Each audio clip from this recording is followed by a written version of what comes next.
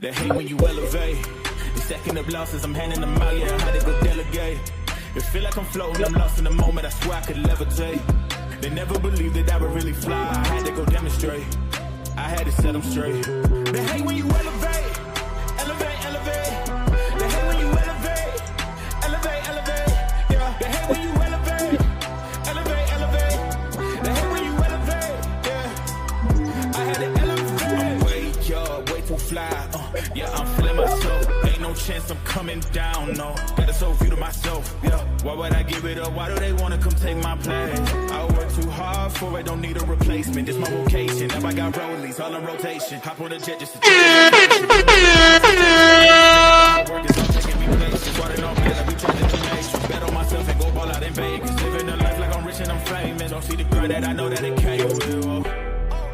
I ain't make it this far for myself, yeah. I had to prove to everybody else. I had to set them straight, yeah. I had to ball, so I had to renovate. I know they hate when you elevate. The second of losses, I'm handing them out, yeah. I had to go delegate. It feel like I'm floating, I'm lost in the moment. I swear I could levitate. They never believed that I would really fly. I had to go demonstrate. I had to set them straight. They hate when you elevate. Elevate, elevate. Yeah. Salute everybody in the building, man. Salute. Clap it up for yourselves. Clap it up for yourselves. Oh, we got a lot to talk about. Special Sunday edition. You know what I mean?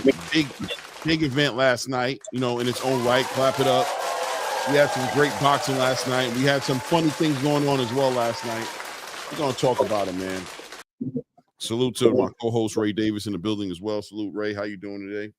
Chilling, man. Yeah. Watching this chaos unfold, Clay. It's good. It's all good, man. It's all good stuff. It's boxing. It's corruption. It's the competitive nature of the sport. It's what we've always known and what we always had to work around, understanding that these things kind of take place in the game. But I do think last night was kind of unique. I thought it was kind of profound in comparison to its counterparts as far as corruption is concerned. We'll talk about all those things, but also, you know, there was, you know, Gary Antoine Russell really showed out last night, and I mean, he showed out last night, answered a lot of questions, checked a lot of boxes. If you had questions about Gary Antoine and what he could do, and as far as like tools in the bag, and you know, arsenal and IQ, pedigree, you know, just wrinkles to a fighter's game, I think Gary Antoine spoke heavy towards that. We'll talk about that as well. Obviously, break down some of the fights on this card, but also talk about what's next for these guys and definitely address the elephant in the room. You know what I mean? And there is a big elephant in the room. We're going to have to talk about it. I'm sure we're going to have some fanatics who are going to have a hard time. You know, they're not going to want to see, you know, they're not going to want to see truth. They're not going to want to see things be addressed, the news be told, perspective being shown on the news. They think you're only being a boxing fan if you support anything and everything a fighter does, no matter what. So they'll always be there as well. I'm sure we'll be dealing with those type of characters for as long as the sport is doing what it does. So that'll be part of that game, right? We'll talk about that, man. That's really what we're going to be getting into to really figure out what happens next as well after that situation. You know what I mean? What's more than likely to happen? I think going into that event that people were anticipating, once again, Tank was supposed to announce, you know, who he's fighting next, and you know, but I guess it was just such a black cloud over the whole fight and the way things panned out that didn't happen. But you know, a few things happened last night with the boxing community, you know, in the arena booing Tank, amazingly enough, you know, just with his response to why things turned out the way it did. And I think people might be getting to that place where they kind of, as a community, people are starting to get kind of tired and fed up a little bit with it, right? Even the biggest fans in the game are beginning to just, you know, be like, hold up, this is just becoming a little bit too much, right? So we'll talk about it all, man. I want to go. I mean, we can just go right into the elephant in the room, or should we go into the other fights first? Will you start with the card and land with the plane, or you want to fly a plane crash and then try to build up? Which one you want to do? Right, that's true. I think we should start with the card, man. No doubt. Shout out to everybody in the room as well. 2 Cents in the building. Shout out to 2 Cents, Big Tim 45, Kalia World. Good morning, Queen. Good morning. Good morning. Good afternoon, actually. What time it is. Shout out to YG Knight. Real Prison Talk with Tommy. Salute to you, King. Ross Cloud, of course, Mr. Your favorite fighter's a bum in the building. 5 Boxing Fan. Salute to you. So let's go. Been waiting to demonstrate and elevate. All right. Jay Will in the building. Salute to Jay Will in the building for sure. And oh yeah, man. Too rich, Mr. I respect the belt. What's good, family? What's good? Yeah, man. It is also Ramadan for a dude like me. So, we taking it easy. I'm trying not to get too caught up in too much of the drama. And I mean, just trying to stay at peace, but still drop this news, still drop this this perspective on this boxing, man. And let's see where it goes from there. So you want to start on the card? Honestly, the Yoenis, we can start off with the opening, with the main card, right? Yoenis Tellez versus Julian Williams. That fight I think was a fight that going into that fight, I thought that Yoenis was just going to be more dominant, right? I thought he was going to be way more dominant. And that based not on taking anything away from Julian Williams as far as like who he is and what he can do, but I think he's had a foot out the door for a minute now. Ever since the Jarrett Hurd fight, kind of just hasn't been himself, a little punchy, a little weak on the punch resistance. And being the way coming out of that Philadelphia boxing scene, the way they all kind of consistently fight like each other to a degree, stay in the pocket, really just doghouse rules kind of situation. But I think Breadman played a part in this fight. Breadman played his role in this fight. And kind of like when you think about Breadman, if you guys, in my opinion, when I think about Breadman, I think about Kyron Davis. I think about Caleb Plant, right? I'm thinking about those kind of fighters, really box first kind of guys, right? Not stay in the pocket, kind of like what would come out of, let's say, a Bozy Ennis gym. You know what I mean? And it looks like, him working with Julian Williams worked out pretty well. I thought Julian Williams looked pretty decent last night.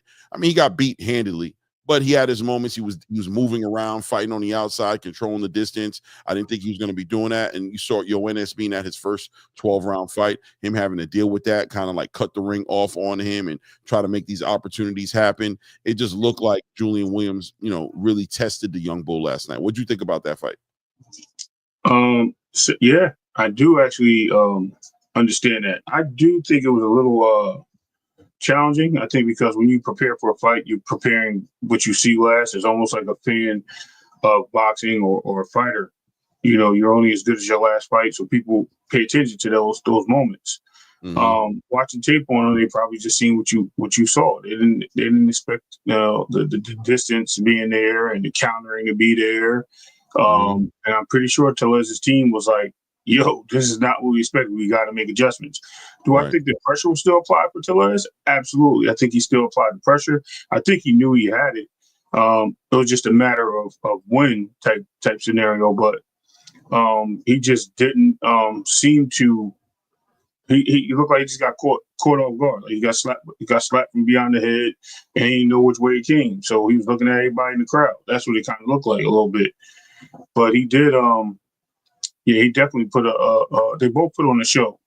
But I mean, Tellez definitely won the fight. He definitely applied the pressure. He gathered his stones and met homie J Rock in the fight in the ring. And I mean, with that being said, he took it seriously and did what he had to do. What's up, Arena?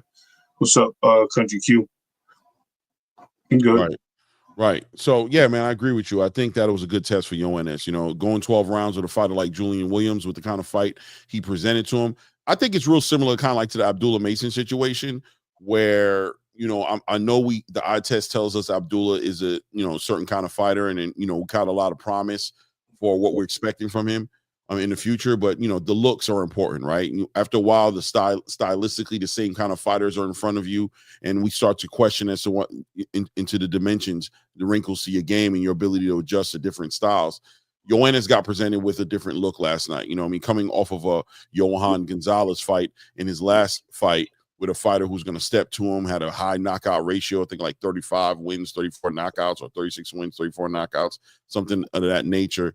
And then dealing with this other fighter who's going to be more of a slick fighter, right? More of moving around, and you don't have to cut this ring off, and you have to go into that arsenal and show us that you can, level change, use your jab to control where this guy's going. He was stabbing him to the body, doing a lot of different things that he wouldn't have been able to do he wouldn't have had to do, I'll say, better than he would have been able to do. He wouldn't have had to do these things. You know what I mean? Yeah, definitely Country Q. He's definitely at 154. And, a hornet's nest of a division. He kind of, made a statement for himself last night, I think, Yoenis Tellez, and I could see him in bigger and better fights. Obviously, he has to work his way up still, but just like a lot of other Cuban fighters, they're fast tracking this guy, where they can. They're trying to get him up there. Good test against him and Julian Williams. I don't know. I haven't put too much thought into where he goes from here as far as fights are concerned. There are opportunities there, obviously, with a Charles Conwell or Jesus Ramos, or even, going against Erickson Lubinson, somebody down there, maybe a Brian Mendoza. He can step up his game a little bit more. I think he's a 12-round fighter now, and he's shown that he can deal with the big dogs. Julian Williams may be out of his prime, but still a big dog in his own right. As far as Julian Williams is concerned, though, what do you see him going from there? I mean, I thought he had a foot out the door, but he showed that he can still compete a little bit, right? A couple more fights left in him? Yeah, no. I think he's there for the pay right now. I think it's, like you said, his foot is out the door. I think he becomes that gatekeeper or that journeyman, and that's what he stays as for as long as he can. He probably end up where on Pro Box, or some other entity, maybe on Amazon free cards or something like that. Just a guy they need to just pick up the pieces of a fighter. You know what I mean? He is a decent fight. You know what I mean? Those are the guys you want to get in the ring with because they have the experience. They've seen a lot. They tasted defeat. So defeat really at this point is just a payday to them. Whether they win or lose, they're in there to try to win, but they know what they're up against. They know they're up against a machine at this point. So I think he sits there, he settles back on a couple of checks, man. I think he sets on some checks. He maybe becomes a journeyman for a lot of these fighters coming into the game. Or tune up or something of that nature, and he'll just be there, and maybe he'll get the upset, hoping for the upset. Yeah. Listen, man, he's not there to be knocked out. That's for sure. At first I thought that's what he was there for, not to like throw shots at him, but sitting inside the paint, working inside that mid range can be a very dangerous place to be in, especially at 154 pounds. And that's just kind of what we've expected from Julian. And he, like I said, his punch resistance is not there like it used to be, even though, to his own credit, took some decent shots last night and was able to weather the storms. And I never felt like he was weak on his legs or gone on his legs at any point in time. So he's not there to get knocked out. He's there to compete at a high level. There are fights for him to be made. And just like you said, that experience is priceless. A lot of fighters coming up in that division, younger fighters getting the opportunity to get in the ring with a Julian Williams, helps develop them and get them ready for the big show, which is that top 10 in that division, probably the most stacked division in the boxing game. So I'll be interested in seeing what they do moving forward. A lot of fights out there for Yoenis to make, not too many easy fights. It's a hornet's nest. Every fight is a dangerous fight, but somebody like Yoenis Tellez bringing that type of energy and pedigree to that division, I think is a plus, man. And just adds more to the pool, that deep pool of killers at 154. You know what I mean? But going from that fight, moving on to the next fight, we had, what was that? I think it was it Alberto Puello? Yeah, Puello Matias. Yeah, Puello Matias, man. Split decision. A lot of people screaming robbery. I don't know if I'm ready to say robbery, me personally, but I will say that I think they got it wrong, right? I think they got it wrong. I think Sandor Martin was able to do the work, and it just seems like this guy can't catch a break. Another close fight for Sandor Martin. Teofimo Lopez, a lot of people thought he should have got that win, and here he goes in another close fight in somebody else's backyard, a PBC fighter, him being a top-ranked fighter coming from the outside looking in. Kind of looks like it's kind of hard to take away a belt from a PBC fighter, or any, when you go into somebody's backyard, it's kind of hard to take their title. But where are you at on this fight, though? Going into it, what did you think was going to happen? I think, did you go for Alberto Puello kind of win this? No, I said Martin. I said Martin was going to take the belt, and he did. They just didn't give it to him. Right. I remember someone telling me that because he's been out for so long, I don't know if it was you or someone else on the panel, that he's been, it might have been Fight Sports Talk, might have been like, yeah, I just don't see it because he's been out for so long, it's a long layoff. I'm like, look, man, this guy brings every tool to the table. I broke it down where I said he's going to force Puello to be a different fighter. And he did. And actually, it did the opposite to do so, right? Because remember, we were talking about them both being counterpunchers and him forcing the counterpunch ability to turn it for Puello to come into a come forward fighter, which he was the come forward fighter, and he forced Puello to meet him in the middle of the ring. You even heard Puello's team say, "Go in the middle of the ring and attack the body." I think that was like the third or fourth round because they knew there was no chance. This guy was just getting every point. He's beating them to every point, every which way. That's how I called it. What I saw is exactly what I saw. I saw a crazy, dominant fight. I don't care who said it's close. That fight was not close, to say the least. He picked this guy apart. He he dominated the fight by, like I said, pinpointing, pivoting, being first in a lot of exchanges. Not all of them, but in a lot of the exchanges. Great countering. Basically getting Puello out of his game. And what bugged me the most is if you look at the picture, you got a Puello up on the screen, and you look at Puello in the press conference and in the fight, that dude looked like you talk about Devin Haney looked like Skeletor? Bro, his face was so shrunken in, I didn't know what to say. I'm telling you, Puello's power, because he was hitting Matias with some shots, right? His power didn't translate. He didn't rehydrate well. And you know what? Things like that happen, right? They happen, and he just couldn't do nothing with it. Sandor didn't really feel those punches, and he was able to weather the storm. He dominated that fight. It wasn't even a split decision in my case. I mean, if you wanted to give him a split decision, fine, but damn near what I saw is Martin, because I almost said Martin, but same thing. I see Martin whip that ass clearly, and I'm staying on that. Yeah, belt ass. I thought the fight was competitive, you know what I mean? But I do agree with you. I think Sandor Martin won the fight. He definitely pushed it. He was first. He was very offensive. He got on that front foot, and I was impressed by that. You know what I mean? Clearly, you know, not wanting to leave it in the judge's hands if he didn't have to. That experience with Teofimo probably, changed him a little bit. Going into this fight, he came off of 2 knockouts, 2 stoppages, his last 2 fights. So he was punching a lot more. And kicked off the first round. Really, it was kind of like they were kind of testing each other out a little bit, but pretty much about midway through the first round, you kind of saw that Sandor Martin was going to take get in the driver's seat and push the pace of this fight and make this fight go from something that could have been boring based on their styles and what was in the ring, but actually turned it into something rather exciting. Very competitive fight. Puello ended up having to kind of catch up with Sandor Martin as far as the energy was concerned, right? As far as what Sandor Martin was bringing to the table, Puello had to kind of get adjusted to that energy. Like, all right, this guy's actually going to be pushing this. But I think what made it different for Sandor Martin and Puello was that Sandor also never left. He never became reckless, right? He still stayed dialed in as far as his pedigree.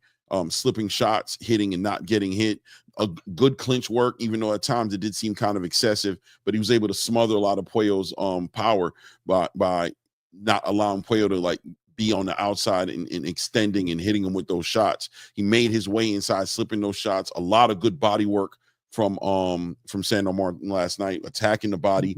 Hands were very heavy last night. Puello had his moments as well where he was letting his shots go, and I do believe towards the later rounds hurt Sandor Martin. Looked like Sandor Martin kind of got caught and clipped a little bit. It was a slippage. He got punched at the same time he slipped. It was like a weird, awkward slip in the ring, and he got caught.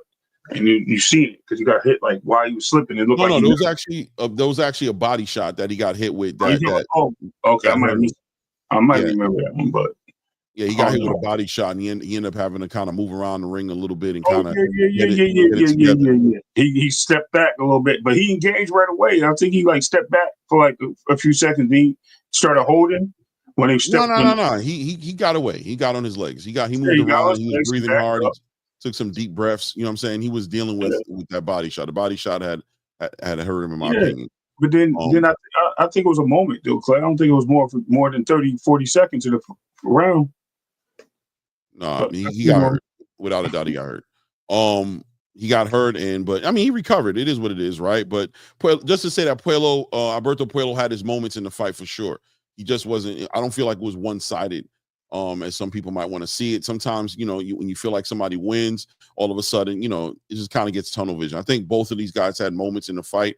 I feel like Sandor Martin had more moments in the fight. I think he controlled the fight. I think there was some ring generalship qualities of his strategy that kind of kept him in control. And whenever Alberto Puello tried to kind of step up and take control, Sandor Martin was able to just find a way to end up on top. I think a lot of those rounds ended with Sandor Martin on top, right? Controlling him with that clinch and smothering the power and doing a lot of great work inside the clinch. When he was inside the clinch, Sandor Martin was able to capitalize on a lot of opportunities, taking shots to his body. I mean, it was just a great fight all in all. Am I upset with the decision? Listen, I think Sandor Martin won the fight. Am I surprised? Listen, you're in the guy's hometown. You're in his backyard. There's a bigger picture always there. And as a challenger, you got to know that bigger picture is there. And you got to kind of like make that distinction in the game, right? You have to make it, remove all doubt. It is what it is. But Sandor Martin does look, at the end of the day, he's going to have a hard time. He's just having a hard time, just having a hard time getting these opportunities. You think about the journey he went on just to get into the WBC title, a title shot, meaning that Devin Haney didn't want to fight him. People were giving him step aside money a lot to watch Devin Haney go and make fights with Ryan Garcia or, do all types of different things, even Devin Haney and Regis Prograis even. He's been there in the conversation for a long time and kind of had to take the back seat. For him to finally get in the ring and get that opportunity against Alberto Puello and then lose a close decision like that, it's got to be kind of disheartening. If I got to figure out what direction he's going to go in, Sandor Martin, the question is, if he's going to stay at 140, I think he's still in the conversation. I think he's a great fighter. I think he gained a little bit of respect from the space last night with the performance he had. Where do you see him going from here? Man, he's getting the Jermaine Ortiz treatment. It's weird. Do they find a way to get him a fight where he can get into an eliminator, back into the conversation?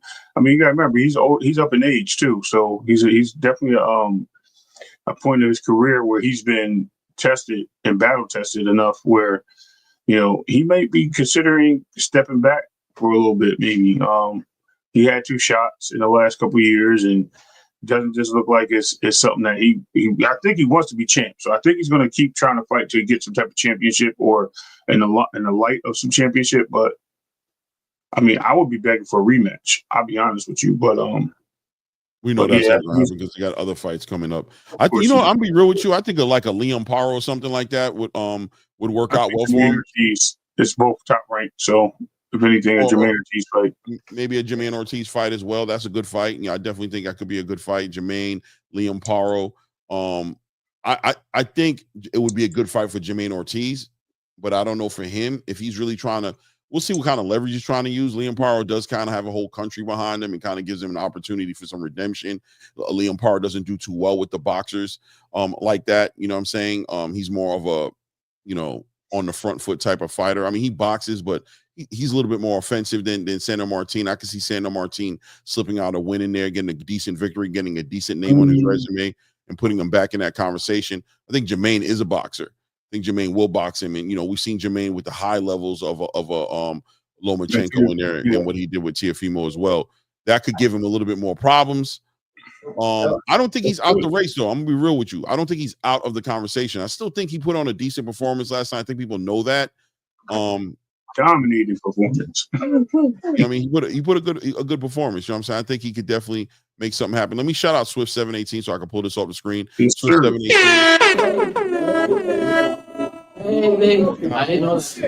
Color in the chat is always welcome, guys. It helps the channel out a lot, man. I can't stress it, you guys. Thank you. Swift 718 always supporting, saying now we see why Team Tank never wanted top guy smoke. He's not strong enough mentally to handle a real fight, judging from last night's performance. And we're going to talk about that, right? Because there's a lot of different moving parts to last night's performance.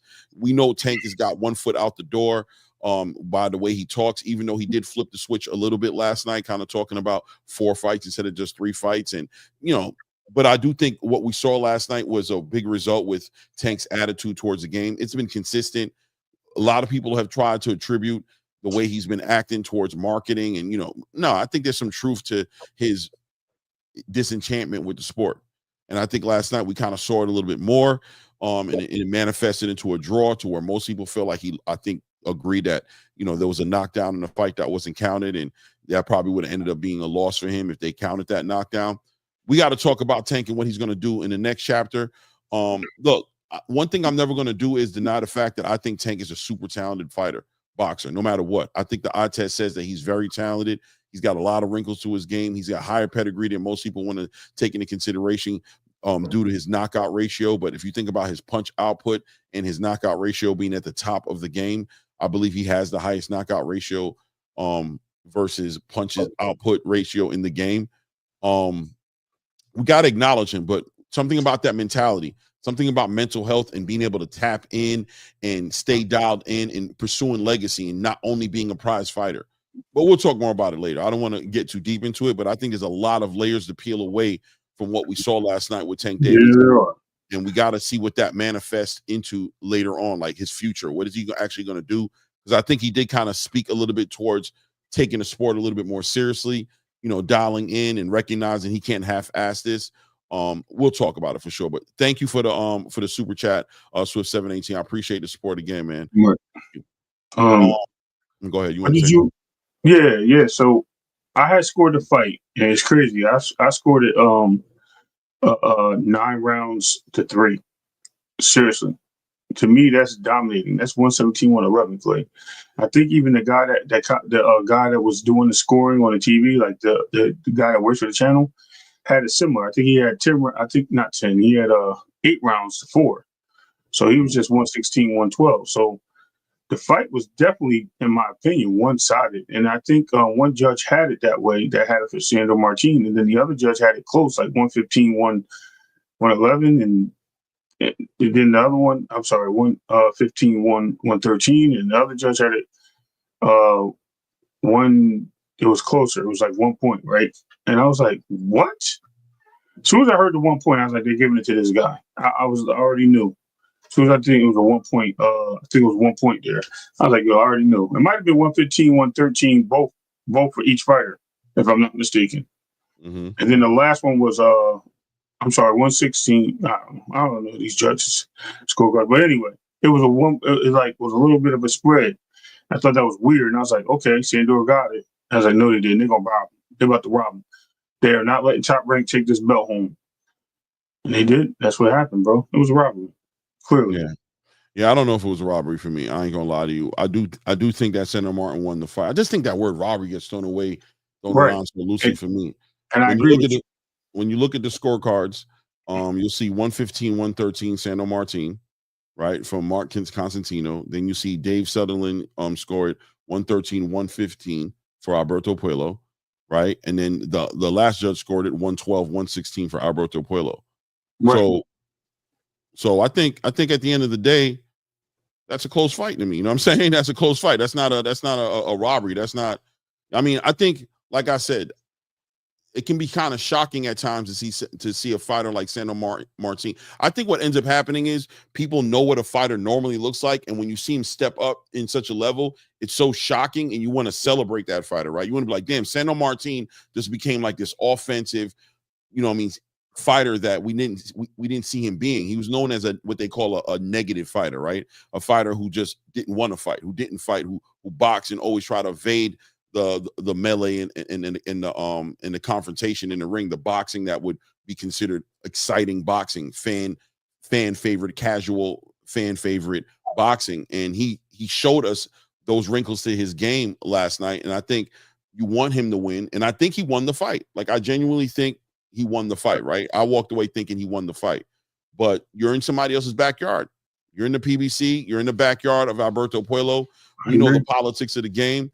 You know, you want to draw that line in the sand. You want to make it very clear. I know just in the live that we was doing last night, there were a lot of people who thought Puello won. People thought Puello won. I think somebody down here just said in the chat said Puello won. You know what I'm saying? So it just matters how you look at the fight.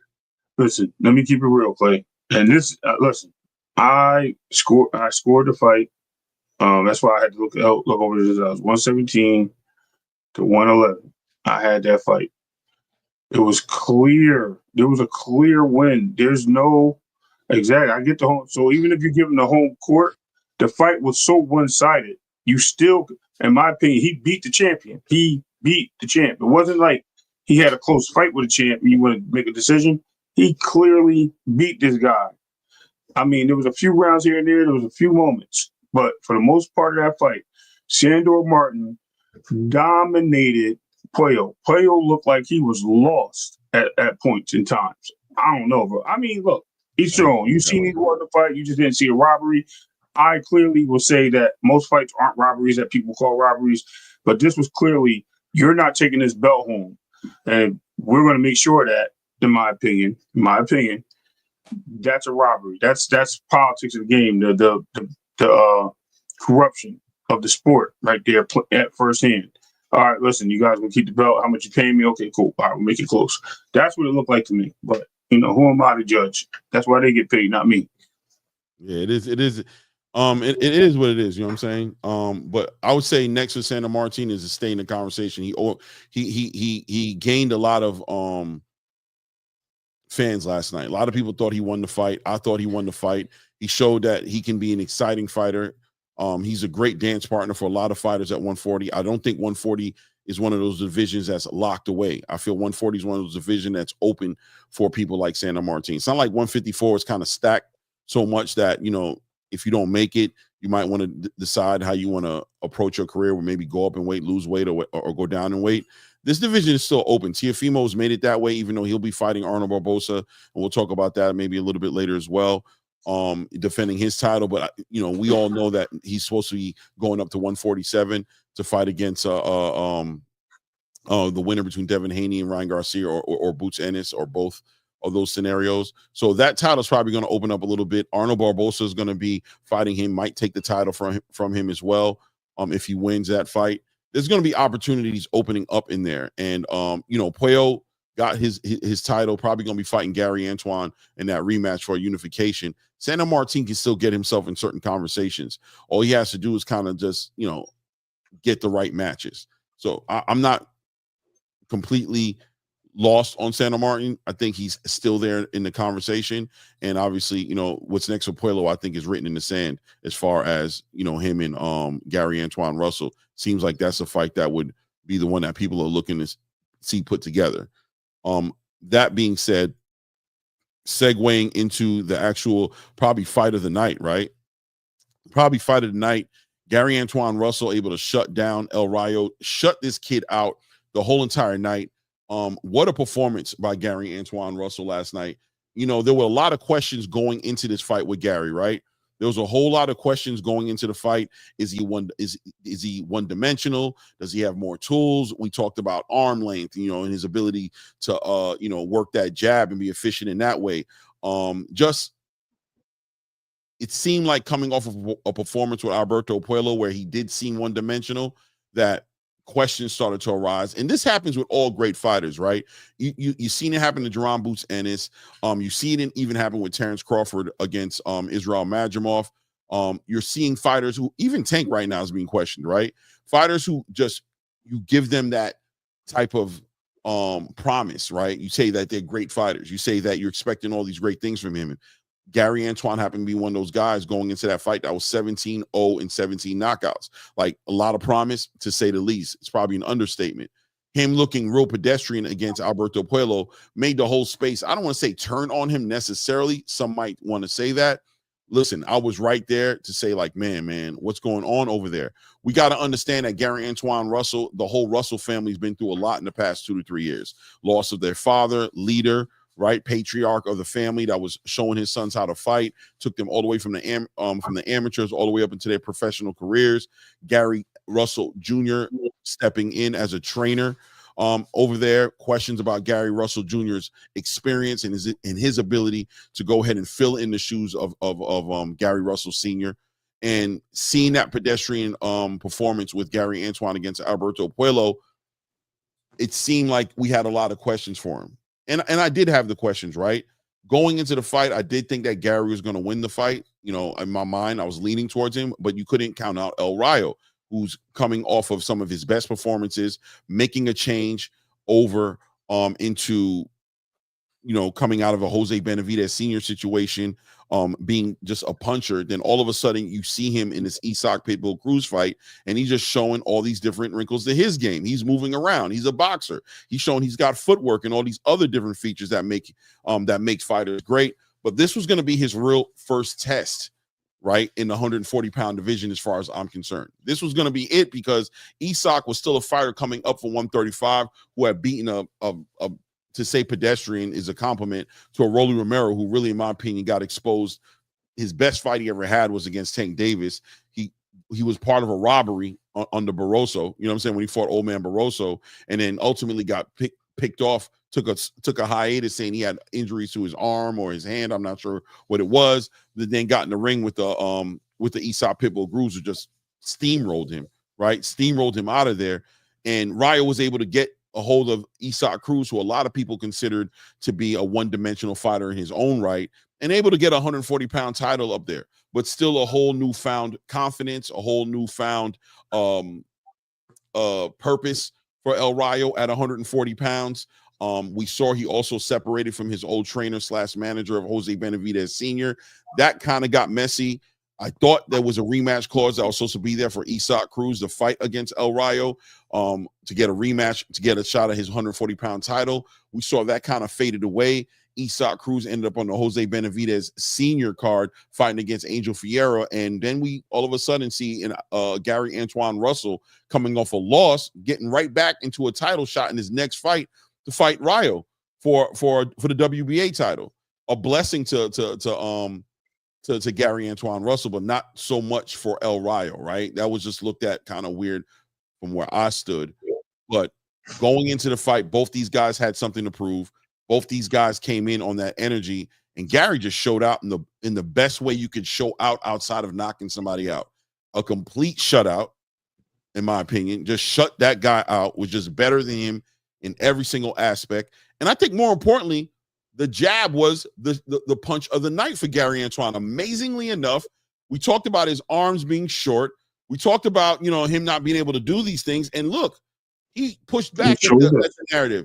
He pushed back at the narrative and said, you know what? That's going to be the protein on the plate, right? That's going to be the main entree on the plate. That's going to be the steak and potatoes of this whole entire 5-course meal. It's going to be this jab, me doubling it up, tripling up, level changing with the jab, using the jab to set up straight left hands, hooks, great body work.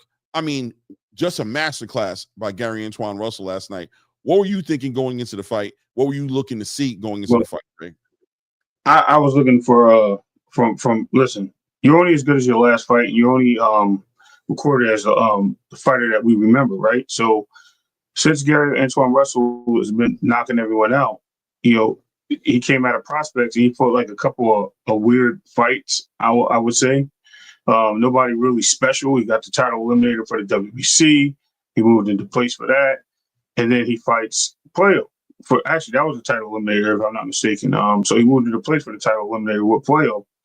And he looked pedestrian. He looked like he was confused. He looked frustrated. And we've seen something that we always seen. The guy doesn't like to throw his jab. The guy likes to rush in. Guy had always decent footwork, but he just never was the fighter that used the tools that got him, right?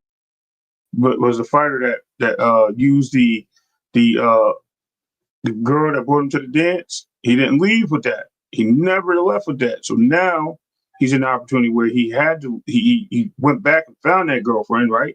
Me and Clay was talking about this earlier. He's like, no, I'm gonna replace the girlfriend that I just been hanging out with the old girlfriend that I had because she wants me back. And he showed that he was able to bring something back. I was very surprised that he was able to use his jab with his short reach, use his jab to be blinding. It wasn't even that he was looking to connect with it. He was blinding Rayo and following him up with great body work, like Clay said, the hooks, the uppercuts, the other shots from the hook, the overhands, the straights. He was just following up with different action shots and power shots, as you would call them. And for that notion, Rayo looked confused, like, yo, this is not the guy that I studied. This is not the guy that I'm used to. I don't know what to do right now. What are we doing? Goes back to his corner. Give Rayo a lot of credit. He still fought. It was still a good fight. I mean, he got his face pounded a little bit, but in his pause, in his body, in the body work that came in from Antoine was solid. But at the same time, Ryo did fight back. Ryo did have moments in every exchange. It wasn't like he sat there and ran away completely. He tried to hold him off. It was just too much. He was blinded by Clay, the jab that we never thought he had. He was blinded by it.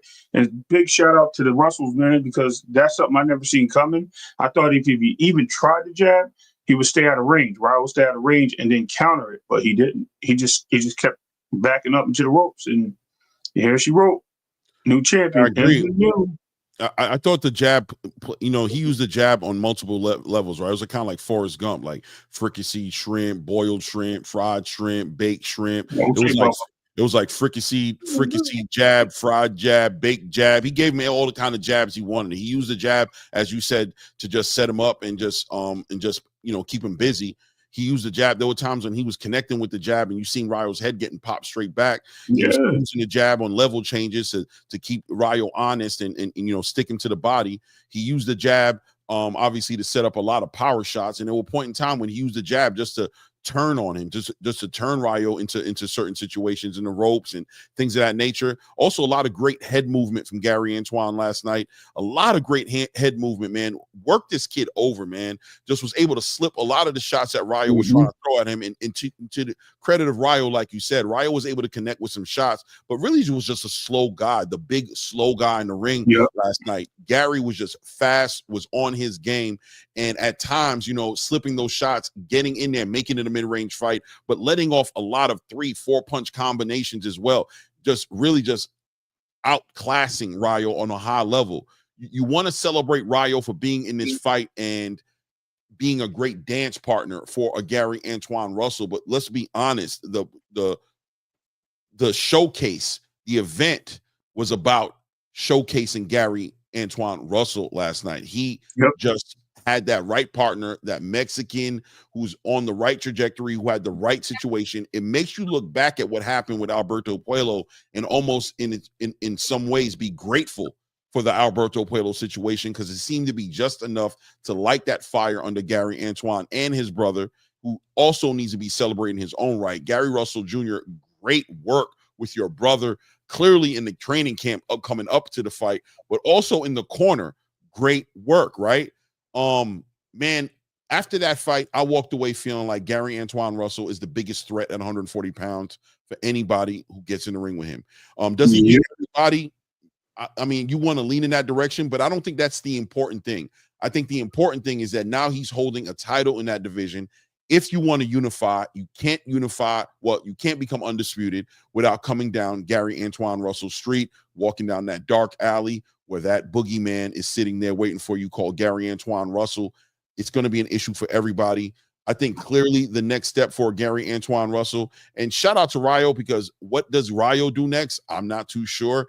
There are opportunities in there. I know going into the fight, he was talking about potentially fighting a Tank Davis or fighting a Shakur Stevenson if anybody wanted to come and challenge him for his title. He's no longer in that same position. He has a lot to go back to.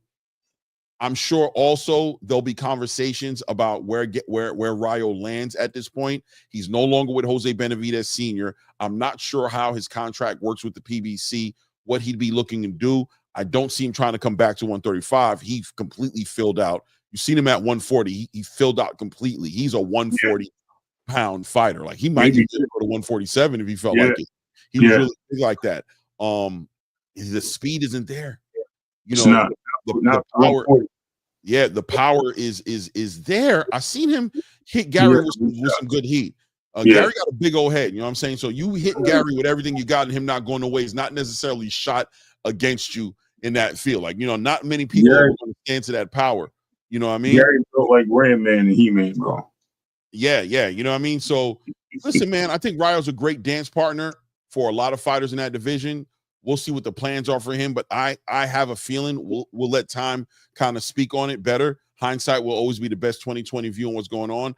I'm wondering a lot of things about Ryo at this point, right? I mean, he walked out the ring at the end of the fight, didn't even stay in the ring to do an interview or give any perspective on his own performance inside of the ring.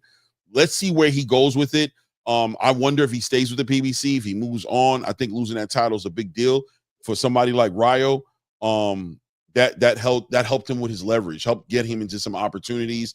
And, he just had his titles. took it away from a small Esau Cruz, loses it against a Gary Antoine Russell, high risk, low reward fighter like Rayo Venezuela. There's a lot of work that needs to be done with him. I think, I'm going to be honest with you guys. I'm going to speculate right now. I think there's a good chance we might see Rayo maybe move on from the PBC at this point, and he'll probably end up, if I had to bet, either with Golden Boy, you know what I'm saying, with Oscar probably over there, or maybe even, maybe possibly an Eddie Hearn in Matchroom, but I don't think so. I think it's going to be Golden Boy. I think he's going to work those connections with Robert Garcia, and I think they're going to try to develop him up there. At least with Golden Boy, maybe he gets an opportunity to get in that WBO title contention conversation. Maybe if Arnold Barbosa is able to go ahead and get through Teofimo Lopez and able to collect that title, or there are fights over there that could be made for Rayo Venezuela at 140. We'll see how that pans out, right? But at the end of the day, Gary Antoine deserves to be celebrated. I can't talk enough about that. We're working out. I'm working out something where he might be my next I don't want to say members only, not yet, but soon that will be a members only. But I think I might be getting an interview with Gary and Junior and Antoine. We're going to talk about a lot of this whole entire situation. I'm very interested in their story. I think their story is movie worthy. When you think about the father passing away the way that he did, when you see how Gary Russell Jr. stepped in and became the trainer / big brother / father figure of that family, he's clearly sending them in the right direction.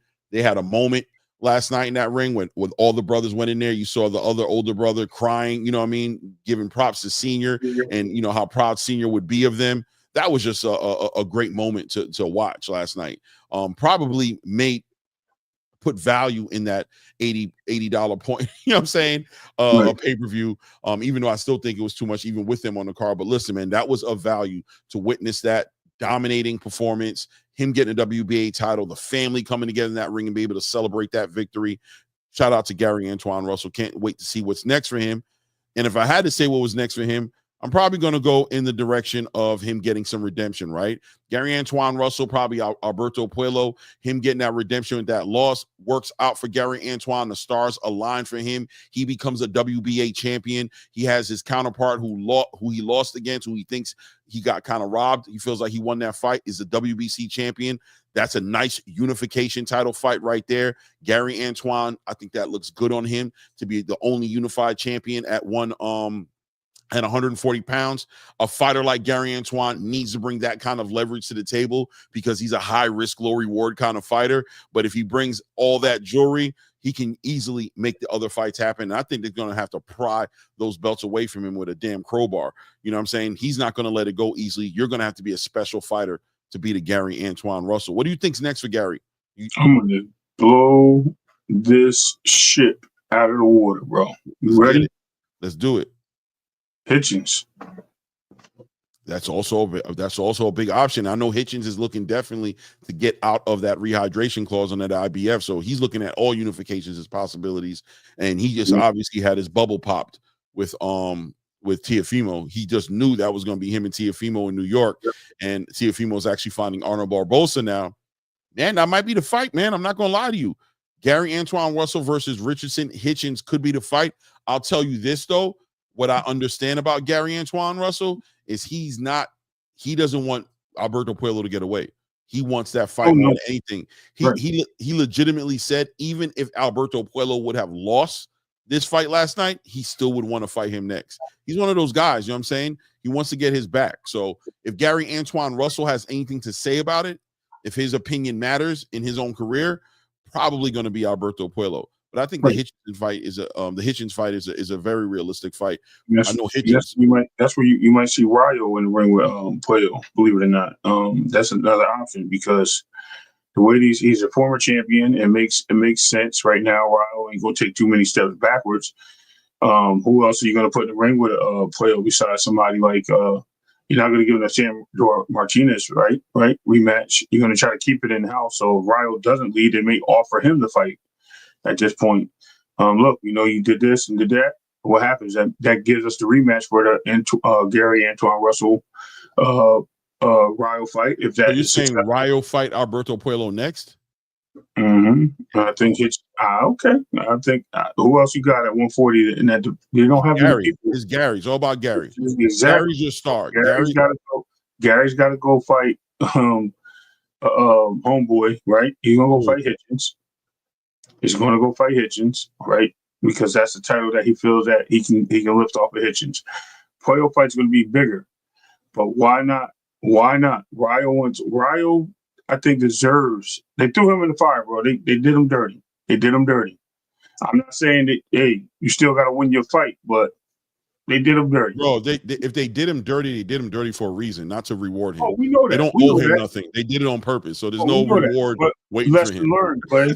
Clay, lesson learned. Look, lesson learned. Are you ready to work with us now? Are you going to listen to what we tell you now? Yeah, sure. I'm going to do what you tell me to do. Now go fight Puello.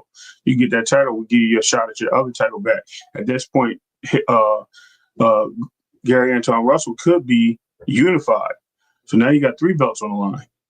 I'm telling you, it all plays out. Either way, it's going to play out. I don't think it plays out for multiple reasons. One of the reasons I don't think it plays out is because we just finished saying that Alberto Puello looks sucked in, right? Which means he's probably going to be hitting in 147 sometime in his near future. Gary Antoine Russell wants that fight with Alberto Puello more than anything. I'm telling you, like, if you watch his interviews, he wants that fight more than anything. He's not playing any games about it. He doesn't care about like politics. He wants Alberto Puello, right? You know what I'm saying? He feels some kind of way about that loss. He's not letting dogs, what does it say? Sleeping dogs lie when it comes to that Alberto Puello conversation, number one.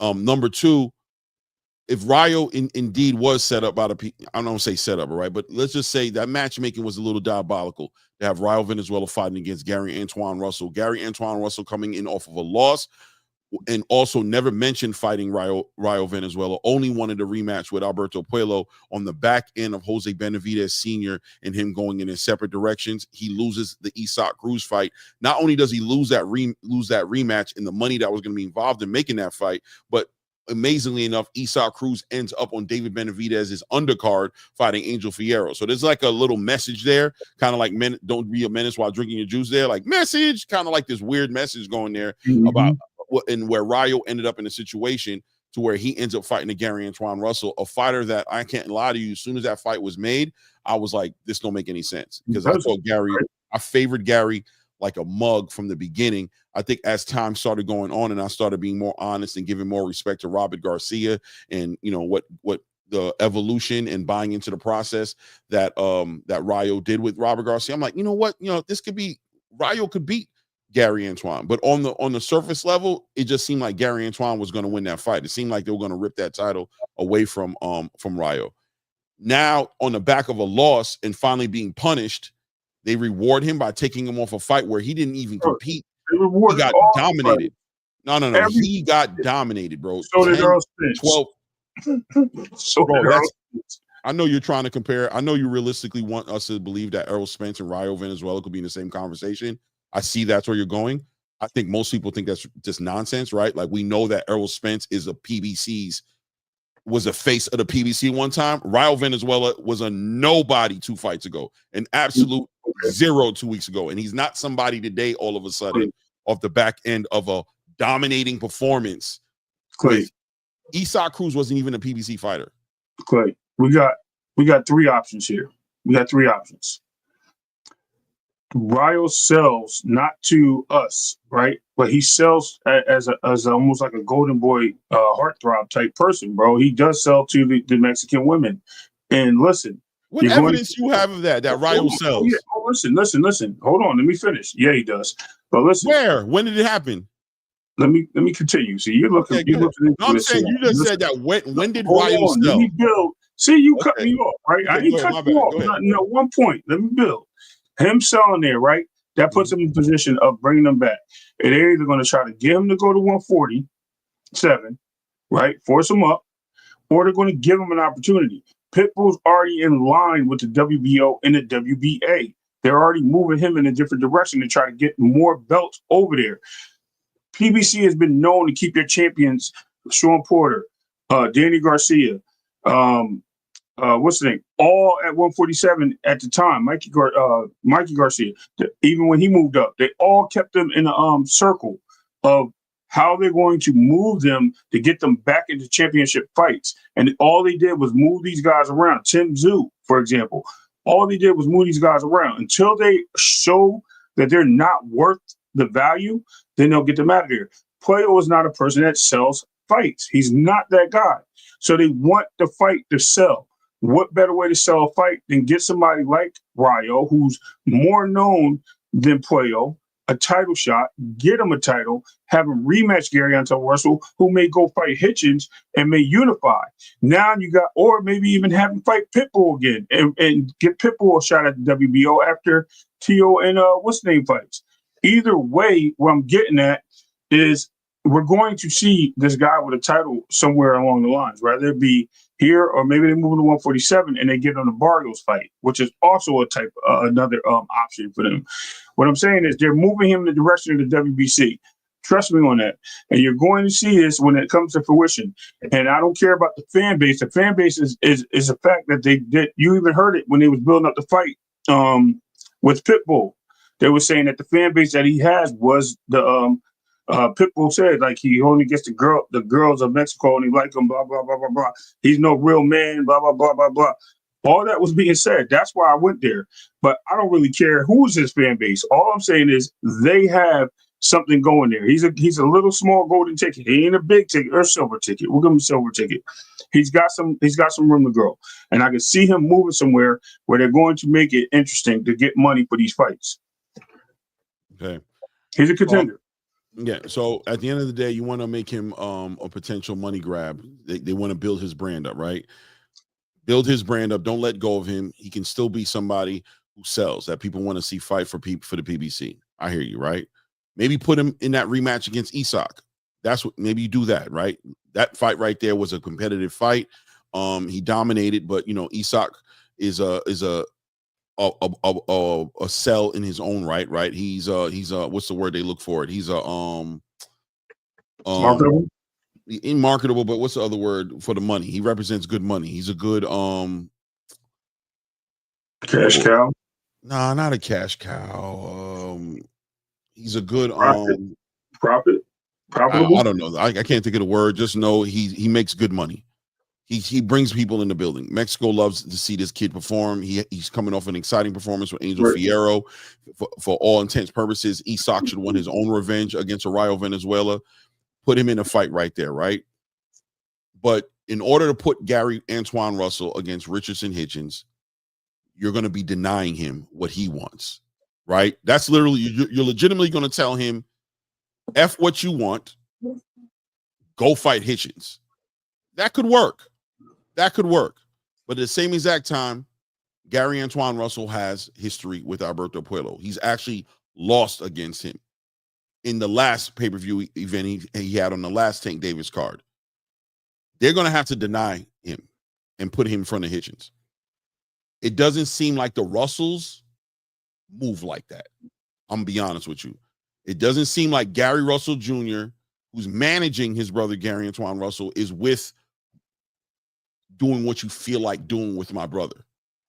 You know what I'm saying? Now, Gary Antoine Russell has history with Hitchens. He's beat Hitchens in the amateurs 5 times. He beat Hitchens in the amateurs 5 times, right? There's really no story there. Not to mention the cross promotion that's going to happen between Matchroom and the PBC in order for that fight to come together. You've got Alberto Puello right there in the PBC in-house, which is what the PBC loves to do. Not to mention the story is there. Not to mention Gary want that boy as bad as anybody wants anybody outside of it being an awkward pause situation. I just watched Gary Antoine do a interview with Dub over at Well Connected. Salute to Well Connected over there just last night. He can't talk about nothing but Puello. That's all that's coming out of his mouth.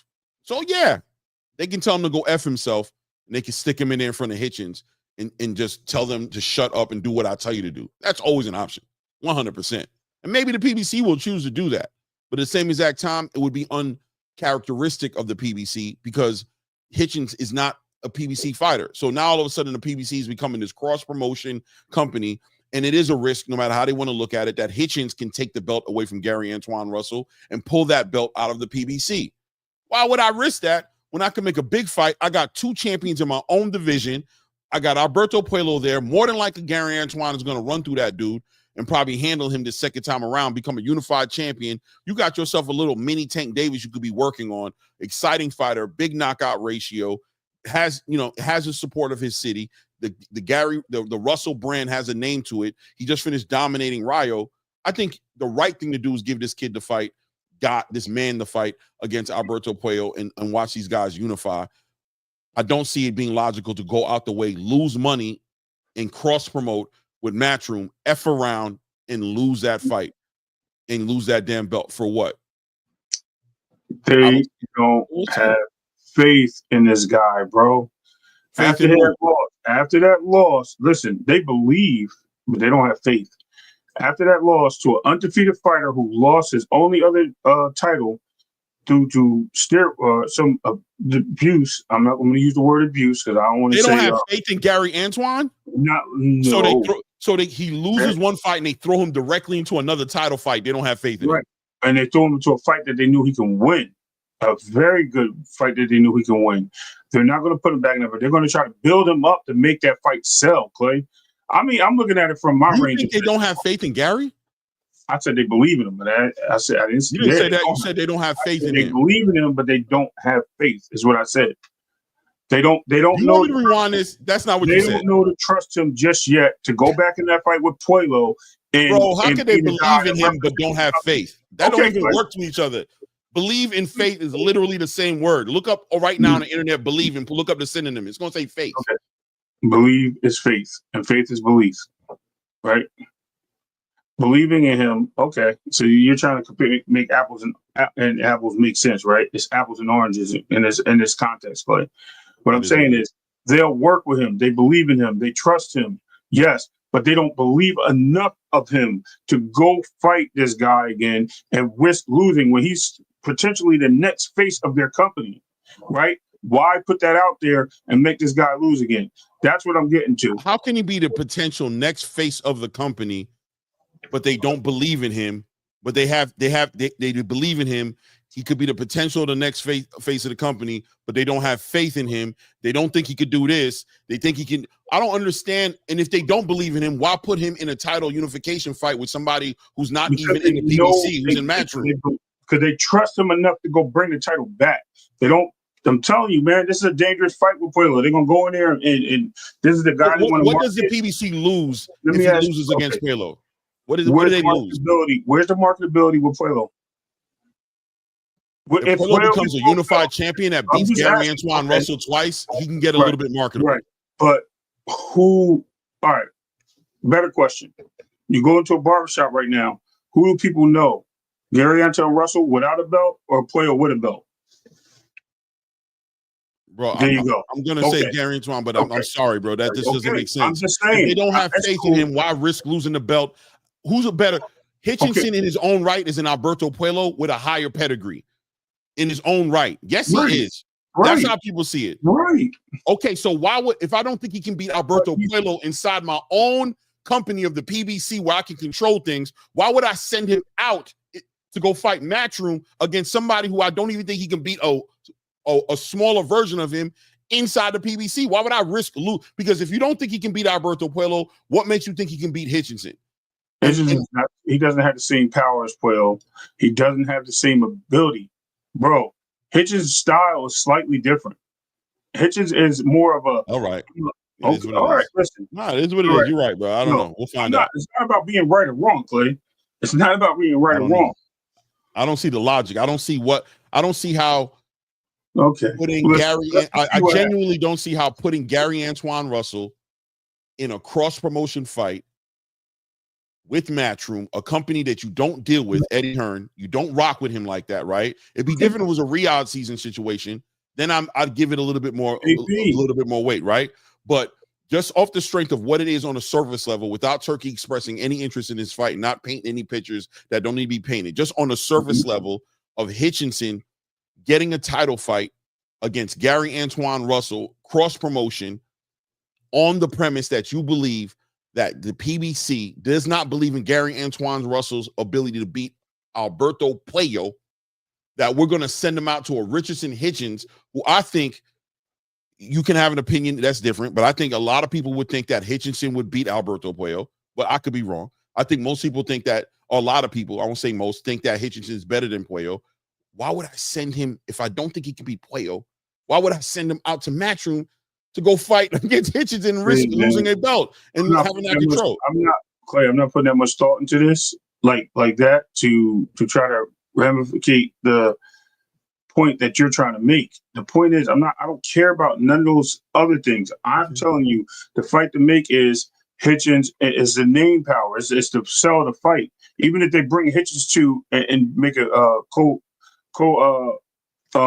promotional fight, it's a bigger fight than him fighting Puello again. Nobody cares about that. He's gonna be on the undercard. You can make a headliner with Hitchens and Gary Antoine Russell for unification. That's gonna be a bigger fight. And I believe Russell pumps Kool-Aid in the heart of freaking Hitchens. He didn't even want that fight. He's not going to want that fight. But you know what? So if he doesn't want the fight, then why pursue it? Because the money's there, and what's name will make the fight happen. Eddie Hearn. He'll convince the fight to happen. He'll say, yeah, go get that belt. He'll convince him, but it is what it is, man. Again, it's just speculation. It's just me speculating my points and views, Clay. It's all good. I don't really care who he fight. Let's put it this way. At the end of it all, it was a suggestion, right?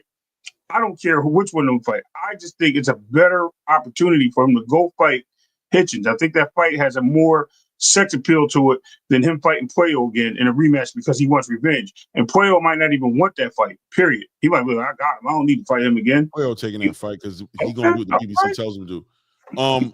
He's not that. He doesn't hold that kind of weight. He doesn't have that. That's a big fight for him. He's going to do what he's told.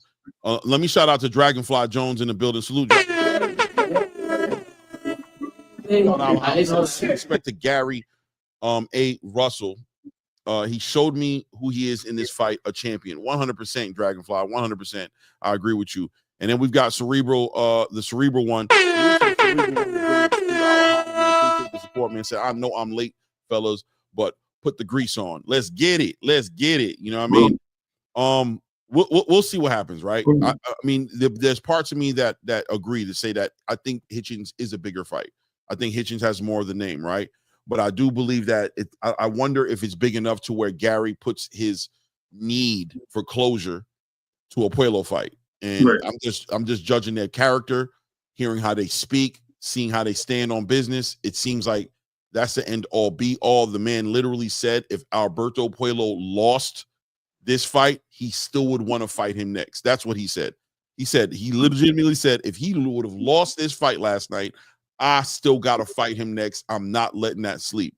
Okay. Now he's actually won the fight and is holding a WBC title. So now it's doubled up the value of the fight to Gary. Like, man, I was going to fight him anyway, but now you're going to give me a unification with the green belt, which is the belt I wanted in the first place. I was trying to get it to go through Devin. He wanted that green belt. Now I get to get it and get my revenge, or I leave it alone and go fight Richard Hitchinson on a cross promotion on a Matchroom card somewhere, or get Hitchinson to come over here. And, you know, yeah, I could win that fight. I already beat the kid 5 times in the amateurs. I'm pretty sure I could beat him. I'm not worried about it, but is there meaning there? Is there sustenance there? Is there enough sustenance? And I'm using my hands to show the sustenance there to make me leave Alberto Puello alone. It would have to be a lot of sustenance there for it to be made sense, not only for him, but for his company, the parent company, the PBC, who's trying to build up their whole entire brand back up. You know what I'm saying? We'll see what happens. I could see him fighting T.O. as well. I see Gary, T.O. and friends. Yeah, maybe T.O. too, because that's big money now that Turkey Al Sheikh's involved in that conversation. But we'll see what it is, right? Yeah, it's only a matter of time. The next step is going to be his best step. He has a lot of options in front of him. That performance was epic, dominating Rayo Valenzuela. Everything is on the table. It's up to him to kind of make a choice of where he wants to go to. Gary Antoine Russell trying to make the biggest fights possible. Let's go into the elephant in the room last night. Listen, man, Gervonta Tank Davis, man, we don't necessarily go ahead. I was gonna say, did we touch on the Matias fight first, or you want to go straight here? We'll go. Nah, Matias fight was boring. It was. I mean, he just won the fight. Right. You know, the referee said no mas. You know what I mean, for his opponent, and now that's a reason why I was going to tell you that I think Hitchens would take that fight if Gary's interested in it. I think Hitchens would do it. Number one, that rehydration clause. Number two, he got a boogeyman on his ass called Subriel Matias, and I'm sure he's trying to get out of that situation any way he can. He tried to get out of it already. You know what I'm saying? When he had the opportunity, when he fought the Eliminator and he was supposed to fight him, he didn't want to make that fight happen. So I'm sure Hitchens is open to all kinds of opportunity. I think Hitchens takes the shit out that fight. In my opinion, you know what I'm saying? He takes that fight to fight against Gary. More money. He gets out of that rehydration clause, and I genuinely believe, no matter how scared he may be of Gary Antoine, I think he's more scared of fighting Real Matias, especially on the rehydration clause. You know what I'm saying? So it is what it is, right? But last night, the elephant in the room is Gervonta Tank Davis, right? Gervonta Tank Davis. This was his card. You know what I mean? Let's remind everybody about that. I mean, Gary Antoine probably stole the show last night, but this is Gervonta Tank Davis's card, right? And he was fighting a fight I've been saying from the beginning, a fight nobody asked for, but the fight we had. And going into the fight, Lamont Roach, I wanted him to make this fight competitive. I wanted to see him do something different, be special, show me things in his arsenal that I've never seen him do before. I was not very optimistic about his ability to do that. You know what I mean? I definitely didn't think he was going to make this fight competitive. I thought the way he fought was kind of flat-footed. He stays in front of his opponents, tries to catch shots and send shots back. You know what I'm saying? At the fighters he's fighting against. I was not too optimistic for him, but I had a lot of hope. Not a lot of optimism, but a lot of hope. Because in my opinion, this was going to be the Lamont Roach show. As far as if this fight was going to be competitive and exciting, it was all going to be depending on what Lamont Roach was willing to leave in the ring, how he was going to fight, how competitive he can make this fight. Lamont Roach checked a lot of boxes last night. He checked a whole lot of boxes last night, no matter what anybody wants to say. He impressed me. I have to eat my crow, but this is going to be some good, delicious, slow-cooked crow with the season right and everything, because this is the kind of crow. If I'm going to eat crow, I want to eat this kind of crow. Yeah, I want to eat this kind of crow. Yeah, crack pepper on it. You know, the seasoning on it, the seasoning salt, the onion powder, cooking it slow. Onion powder, you know what I mean? Cooking it at like 275 degrees, 250 degrees for like 7 hours. I want that meat falling off the bone. I want this kind of crow. The kind of crow. The kind of crow that makes this kind of commotion, that makes this kind of chaos, that raises, this type of content the next day. Wow. Lamont Roach shows and proves last night that he's not nobody to be played with. I don't know what he does next after this. I think I know what people want to see next, but we'll talk about it more as well. As it doesn't seem like that's what's going to be next, but he has opportunities now. Clearly, he's made a name for himself. And of course, Gervonta Tank Davis, the build up to this fight has been an absolute roller coaster ride, from all the way back, last year when this fight was supposed to come together, to him being upset about the promotion, to the venue being moved from the Toyota Super Center in Houston, pulled out to the Barclays Center, to a super lackluster press conference where he expressed interest in retiring, him not wanting to fight the fights we wanted him to fight. At one point in time, he put out a tweet saying fight canceled, turned the whole game upside down. The change up he made in his training camp with Calvin Ford and Barry Hunter, him training in DC at Headbangers instead of training in Upton with Calvin and Kenny. I mean, damn it, I'm probably missing stuff because there was so much stuff. I wouldn't be shocked if I missed something. But just to say that on the trajectory heading into this fight, Jesus, right? It was just complicated to say the least. But look, we came to fight night. The press conference went by, all the press conferences, and what did we see? We saw a game dog opponent in Lamont Roach who wasn't buying into what everybody else said about him, who wasn't subscribing to the nonsense that everybody was saying about him. And we saw a Tank Davis who looked dialed in, but was he dialed in? And if he was dialed in, what was he dialed into, right? Let me shout out these super chats in the building real quick. Shout out to Pat Boxing in the building. Man,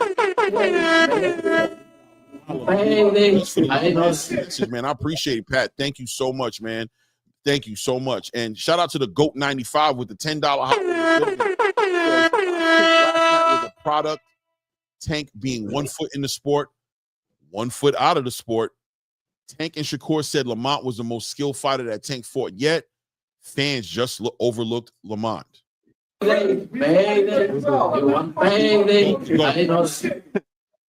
think you hit it right on the nail. I think I fall guilty. I think I fall right underneath everything you wrote on here. Except for the Tank being 1 foot out, 1 foot out. I just agree with you on that. But as far as overlooking Lamont, man, guilty right here, guilty 100%. But yeah, 1 foot out the sport and 1 foot in the sport might have played a real nasty role in what we saw last night from Tank Davis. And we just got to talk about it and see where it goes. I'll pass it off to you, Ray, and let you get into what you thought going into the fight, what you expected, and then we can go into what actually happened. Try to put some perspective on this. I think as soon as the fight was announced, there was a lot of criticism. I think I was one of the people, if I'm not mistaken, Clay, that said, this fight is a rivalry fight. This is almost like Eagles, Cowboys, Giants, Redskins, or Commanders. This is a rivalry fight. This is a fight that's going to make the boxing world understand that rivalries exist, and when a rivalry happens, anything can happen. It can go the distance. It could be the wrong guy winning the fight. It could be a lot of those things happening. People are overlooking Lamont Roach, but at the same time, I understand why. I was one of those guys. I think I was the only one saying that, Clay, if I'm not mistaken, right? And I think I was. And then I remember also saying that, I still think it's wrong, because the only thing I was stuck on is, why did he get a pass for pulling the guy up for 130 when we had a guy? Because in comparison, we were talking about Shakur fighting Cardina at the time, and Cardina moved up on his own for 130, and there was a criticism there. That was the only thing I really was concerned with. But as we move forward, I started looking into the development of the fight. I started seeing confidence and some like comfort in Lamont Roach. Like, look, I know this guy, this and that. We haven't heard much from Tank. And as soon as Tank got a microphone in front of him, oh, he's a great fighter. Yeah, you're going to be surprised. You're going to be surprised. This guy's good. But I plan on stopping him in the 9th, which is hilarious.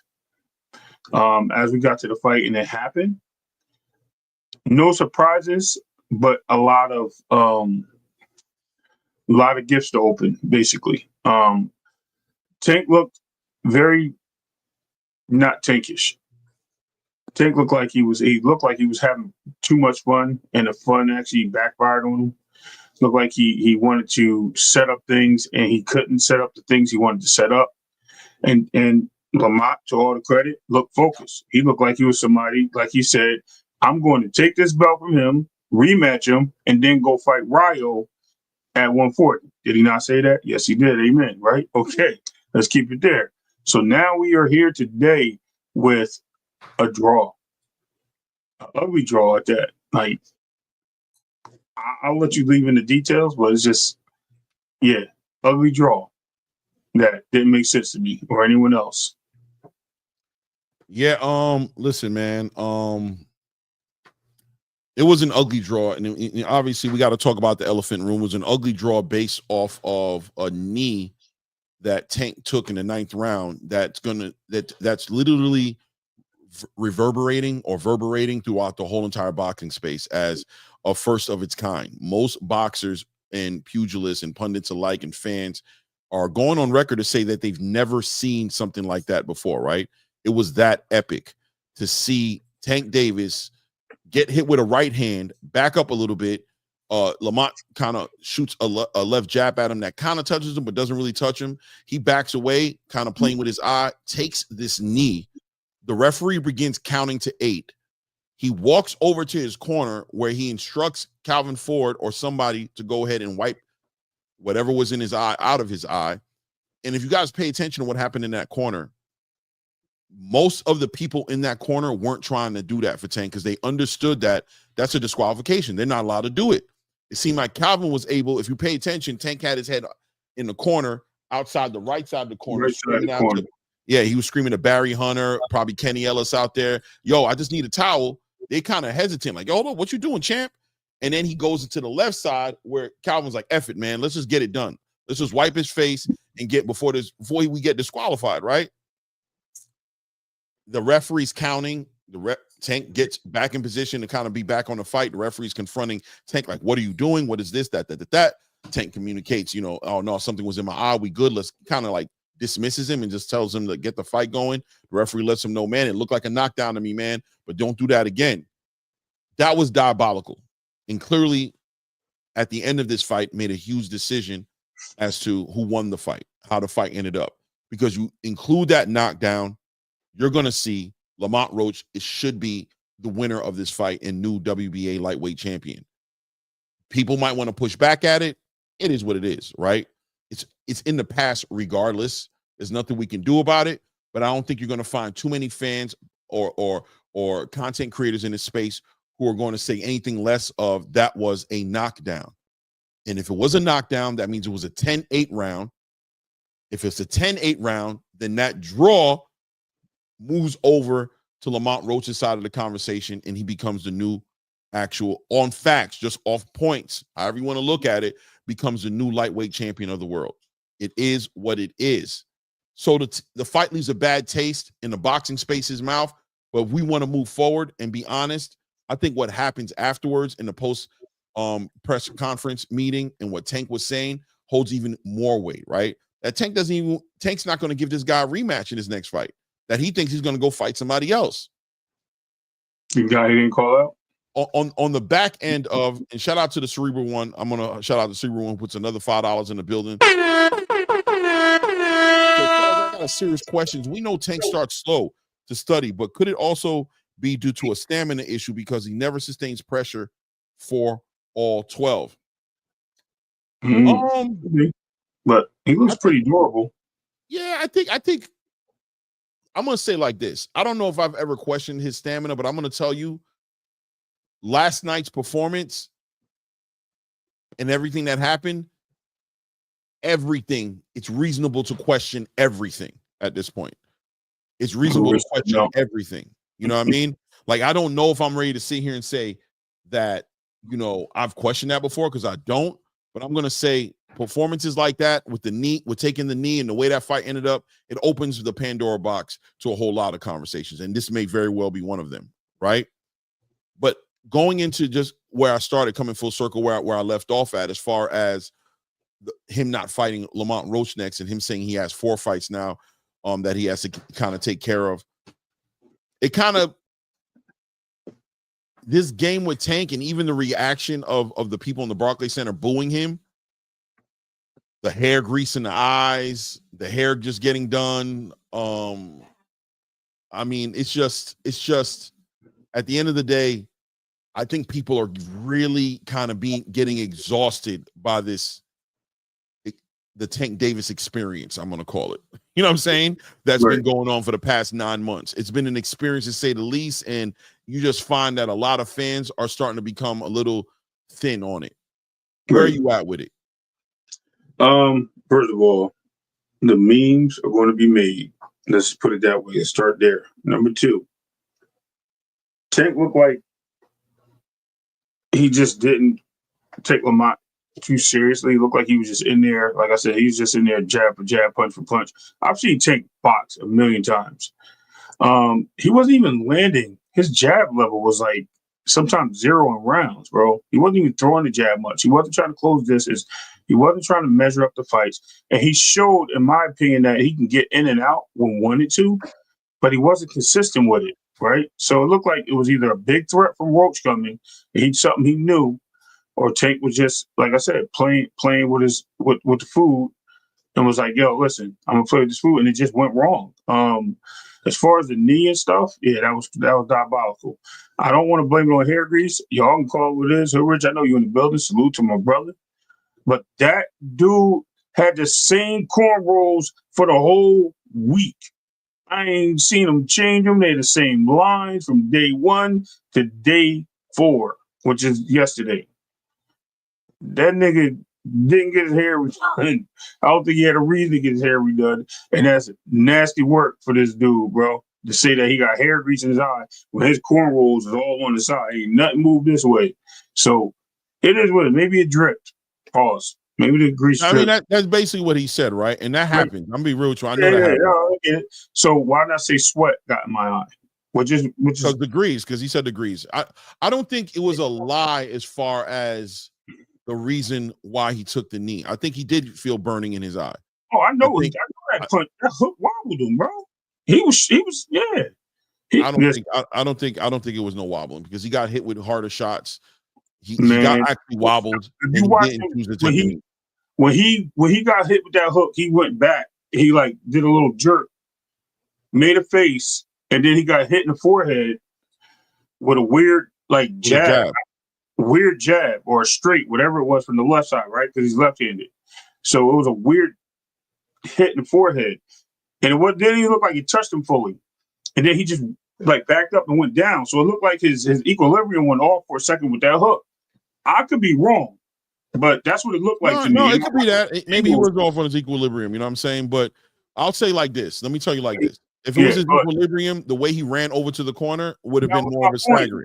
That's exactly my point. Now, what I was going to say was, if it was, never mind, you said exactly what I was going to say. But if it was his equilibrium, why the hell did he jump up so fast and run to the corner when the ref decided to push Roach over? I'm like, yo, this dude is yo, I watched WWF when I was a kid a lot, bro.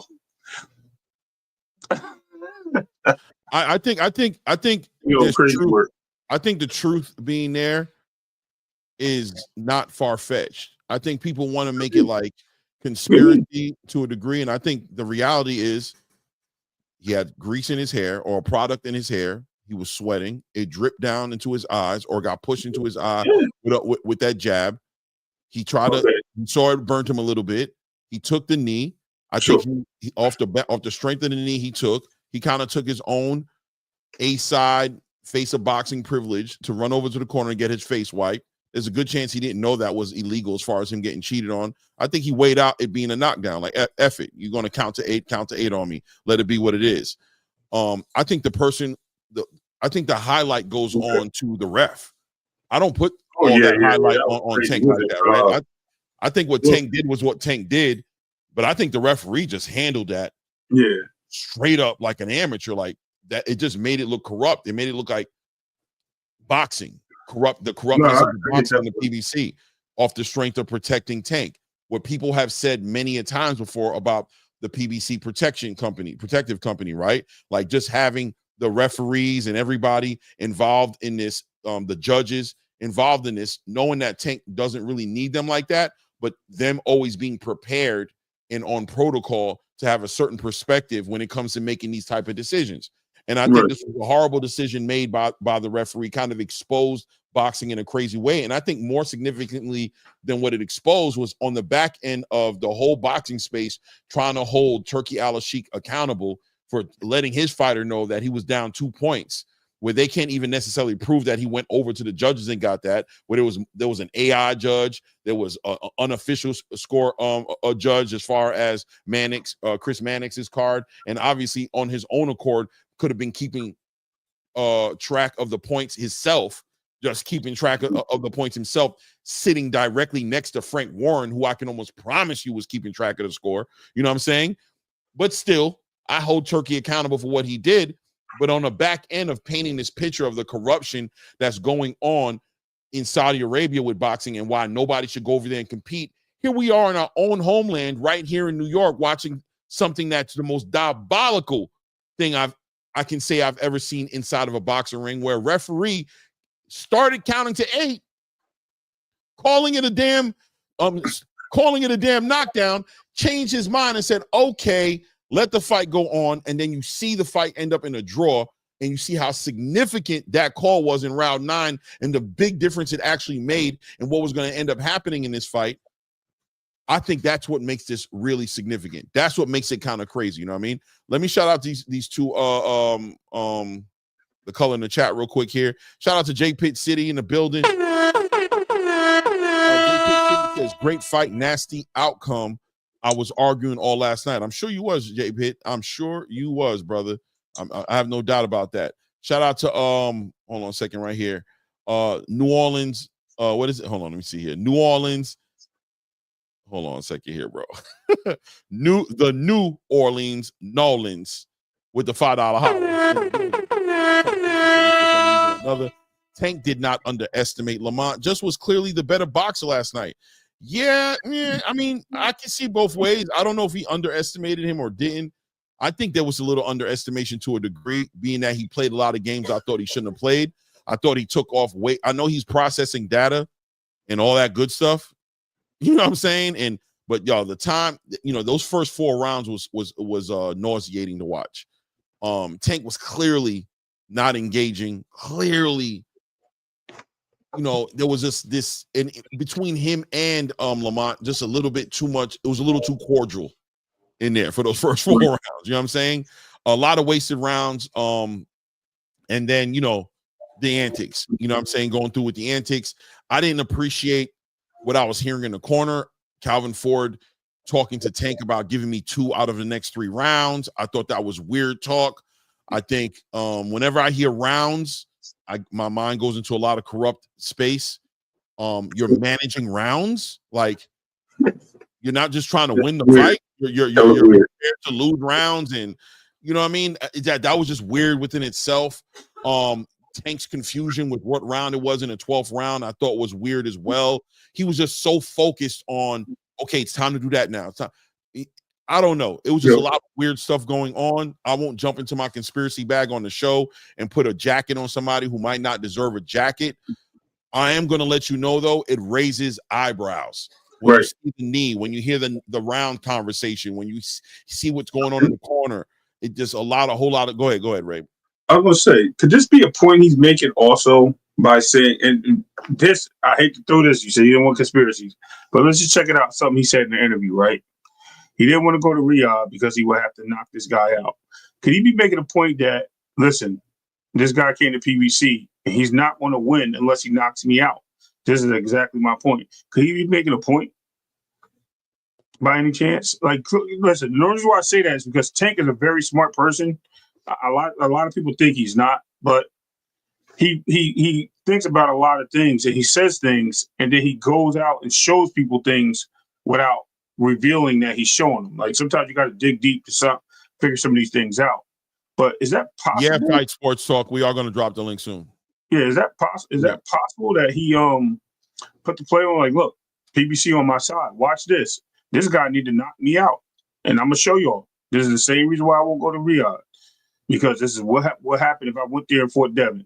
Is it possible that he was trying to make a statement? As I said earlier, in a fight like this, when you see it play out the way it plays out, nothing is off the table, bro. Okay. And it's unfortunate. And once again, Tank has kind of earned himself this asterisk thing about him, where there's always an asterisk next to something he's doing, and people get upset. Yeah, people get upset, and they say, "Oh, nothing he ever does is good enough." But he just does things that leave asterisks there. Whether he's pulling somebody up in weight, bringing somebody down in weight, or he's what people will call cherry picking, you know what I'm saying? Or he's doing something like this, walk in the middle of. He did the same. By the way, guys, if you pay attention, he kind of did the same thing against Hector Garcia. It wasn't as extreme. He didn't take a knee, but in the middle of the fight, there was a melee going on in the crowd between Gary Russell's team and Meek Mill's team, and he took it upon himself to stop fighting and go to a corner, and they literally stopped the fight, waiting for the melee to get handled before they let it go. And that was kind of Tank, who was heading that movement, right? But that wasn't that bad. Like, that's okay, right? I mean, it's kind of crazy, but this knee, that's insane. That was diabolical. Where's my man that got dissed last night? Pause. By Lamont Roach. Musty Energy. Where he at? Where my boy at? Oh, Two-Tone. I know his name. Two-Tone got made famous. Got made famous last night. Two-Tone, where you at, bro? Two-Tone been shaking the game up since he came in here, man. Yeah, that was Musty. T. Orlando, what's up, bro? Musty Energy, Clay. For real. Throw it out there.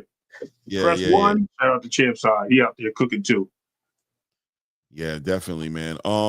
It is what it is, right? A lot of questions, this is a big conversation. I'm gonna put this link out in the chat. I'm definitely interested in getting the opinions of the community on this one. My mind goes in many different spaces when I look at the way this fight went last night, and it goes in places that I don't even want to talk about on this channel, that I'm going to keep to myself because I think it's kind of incriminating, and I don't got no evidence of it. But I'm going to let you know, man. Talking about rounds, the weird knee, the referee, excuse me, in the situation, the first 4 rounds that was just play. A lot of wrinkles that need to be ironed out in this conversation. Salute the Fight Sports Talk, man. How you doing, fam? In normal fashion, as I always do, Fight Sports Talk. How's the weather in New Zealand? It is actually pretty good. We've had a bit of up and downs lately, but yeah, thanks for having me on, guys. Always a pleasure. No, 100%. And this is I'm be real with you. I'm gonna max out on this being the panel for now. If more people come up, I'm probably gonna ask one of y'all to come down. I can't stand doing those 6 people. I mean those 9 people panels. It just gets so I can't do it. So it doesn't look like nobody's coming up here right now. I'm gonna encourage you, unless you don't have nothing really to say, guys, don't hit the link because you're probably gonna be sitting in the back a long time unless you're somebody who I know. But this panel right here is official. Shout out to Fight Sports Talk. Blaze pound for pound, and of course an old school, haven't been here for a minute, Grassroots. We're so happy to see him. This is going to be an even more interesting conversation because of this guy. Shout out to Echo from across the pond, historian, scholar Echo. Thank you. And we got we're amongst friends here. We're amongst boxing that's boxing fans, knowledgeable boxing fans. I'm pretty sure this conversation is going to be very, very interesting and very educational as well. So, look, the topic is the elephant in the room, right? We're here. Tank Davis, Lamont Roach last night. So many weird things in the fight. So many weird things in the building up to getting to make this fight. Somewhat overshadowing the great performance by Lamont Roach, who needs to be celebrated within himself for having such a great performance. But damn it, if there's not an asterisk here, there's probably not an asterisk anywhere in the world. I'll let Fight Sports Talk start it off and kick it off. Go ahead and share your content. Yeah, it was. I'm trying to think how I can start this off differently to everyone else, saying it's without saying, "Oh, it was a robbery." Well, this is what shocked me from the start, and I thought, okay, this fight looks like it's going to be different than Tank's other ones, but it shouldn't be because it's Lamont Roach. And that was how Tank Davis was backing up, and he didn't look confident, in my opinion, because we've seen Tank Davis back up against guys like Mario Barrios, most notably Ryan Garcia, because however drained Garcia was in that fight, he can punch. He's always explosive, and he buzzed Tank in that fight. Rolly. Rolly as well. So we've seen Tank back up, and he's looked sharp, which is why some people rate him so highly. So when he was backing up and looking unconfident, I thought, well, this doesn't look good. I thought, is this the fight where Tank's suddenly going to get outboxed and not be able to land the power shots? But I thought, no, because it's Lamont Roach. I got bamboozled, you could say. And then you saw Tank missing with the left hand. I thought, this ain't going to look good. And then he started landing his power shots and nothing was happening. And I was like, oh my God, this. And then there's the knockdown, which, okay, he wasn't hurt, but we've seen plenty. I mean, I'll say this. Sean Porter versus Yordenis Ugas, where many people thought Ugas got robbed. I personally didn't. But there was a point in that fight where Ugas landed a right hand, and it landed sort of half on the glove, half on Sean Porter's temple, and he went down, and the referee didn't call it because Sean Porter's foot gave way before the punch landed. That was a clearer knockdown than this, but it was bad. And then you look at, I'm going to just say this, because I got a real bee in my bonnet when it comes to this kind of stuff. Tank Davis saying, as I said in the chat, and there were some people who didn't like my comments, I said, Tank Davis is a spoiled brat who won't get out of his comfort zone. And, I'm not we all know Carlos Adames was horribly robbed against Hamza Shiraz. 100%. But people use that as an example. I mean, you guys were talking about people use that as an example to say, oh, you can't go over to Saudi because of the bias. I'm like, I personally did not have a problem with Deontay Wilder, Tyson Fury 1. I thought a draw was actually a fair call. But the big one that stands out to me aside from this is Jermell Charlo versus Brian Castano 1. I mean, Charlo got his head boxed off, and one judge gave 9 rounds to Jermell Charlo. I mean, right. that was daylight. Jermell Charlo, big fan of what he achieved, becoming undisputed, but he did not deserve it. So I'm just going to close off with this. There's bad judging everywhere. This was just a reminder that Tank's the issues that Tank's fans have had with the Adames Shiraz fight are just an excuse, in my opinion. And Tank Davis looked incredibly off. No doubt, man. I appreciate you, man. Thank you, man. Let's go ahead and move it over to Blaze, pound for pound in the building, man. Blaze, you kind of been like, engaged in this whole entire Tank Davis Lamont Roach situation since the building up to it, right? And you always kind of been on the fence, not on the fence, but you've always been kind of fair across the board to kind of like not take away too much from Tank, but at the same time acknowledge if things got weird, you acknowledge they got weird.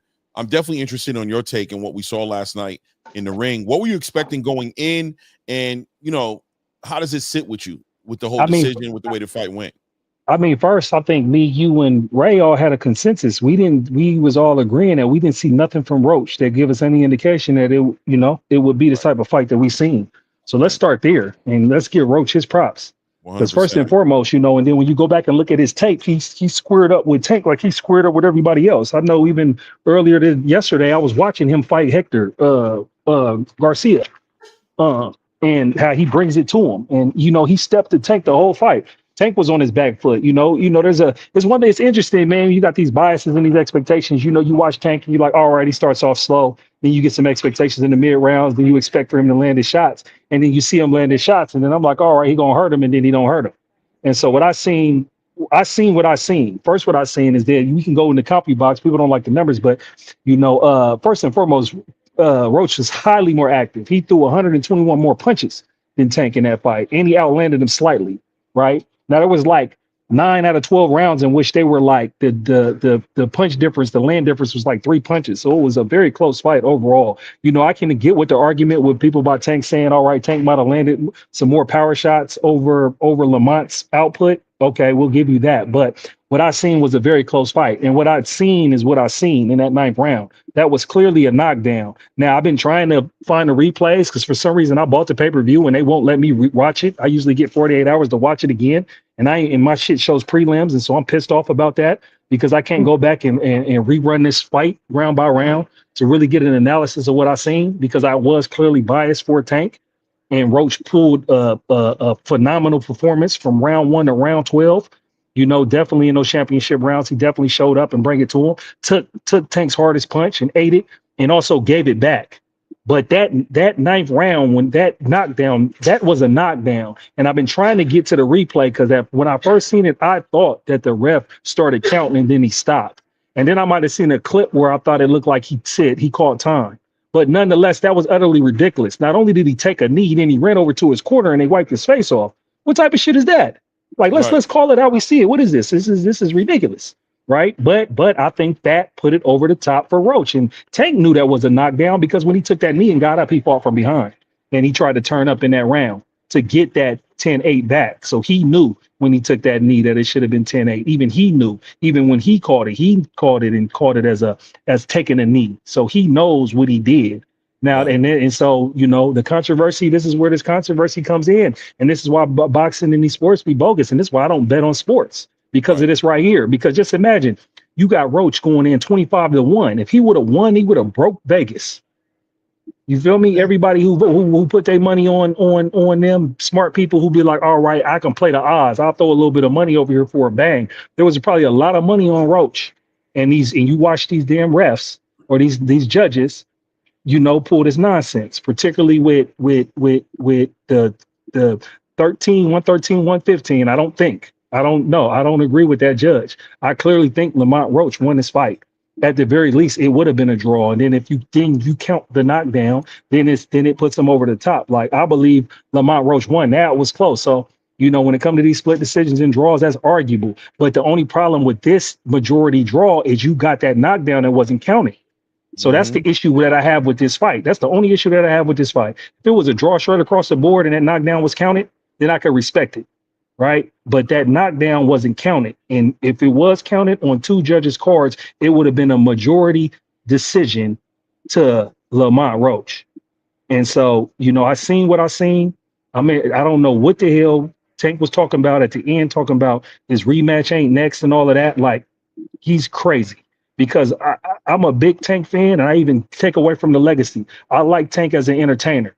I don't care about who he fight. A-side, he got his money. He's from Baltimore. I'll give him all the outs in the world for that. But even when you're talking about your money and being a prize fighter, this man stepped to you and took your juice. The fact that you ain't talking about immediate rematch, because first and foremost, it's for the money. You can run that fight in Vegas. Everybody's going to want to see this fight, this rematch. So I don't understand how you ain't running it back just for the sake of you continuing to be an A-side prize fighter. The fact that you even dodging a rematch is disgusting to me.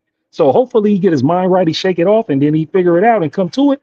But, that's my take ultimately. I think Lamont Roach run clearly, and it's unfortunate that, the controversy with the refs and the judges not calling that a knockdown. Yeah, I agree with you 100%. I think it just adds, once again, an asterisk, right? Just there. That just always is going to be there. And Tank has kind of been, he just kind of like building a reputation for himself a little bit with these asterisks kind of showing up. This one being the most bold and profound asterisk.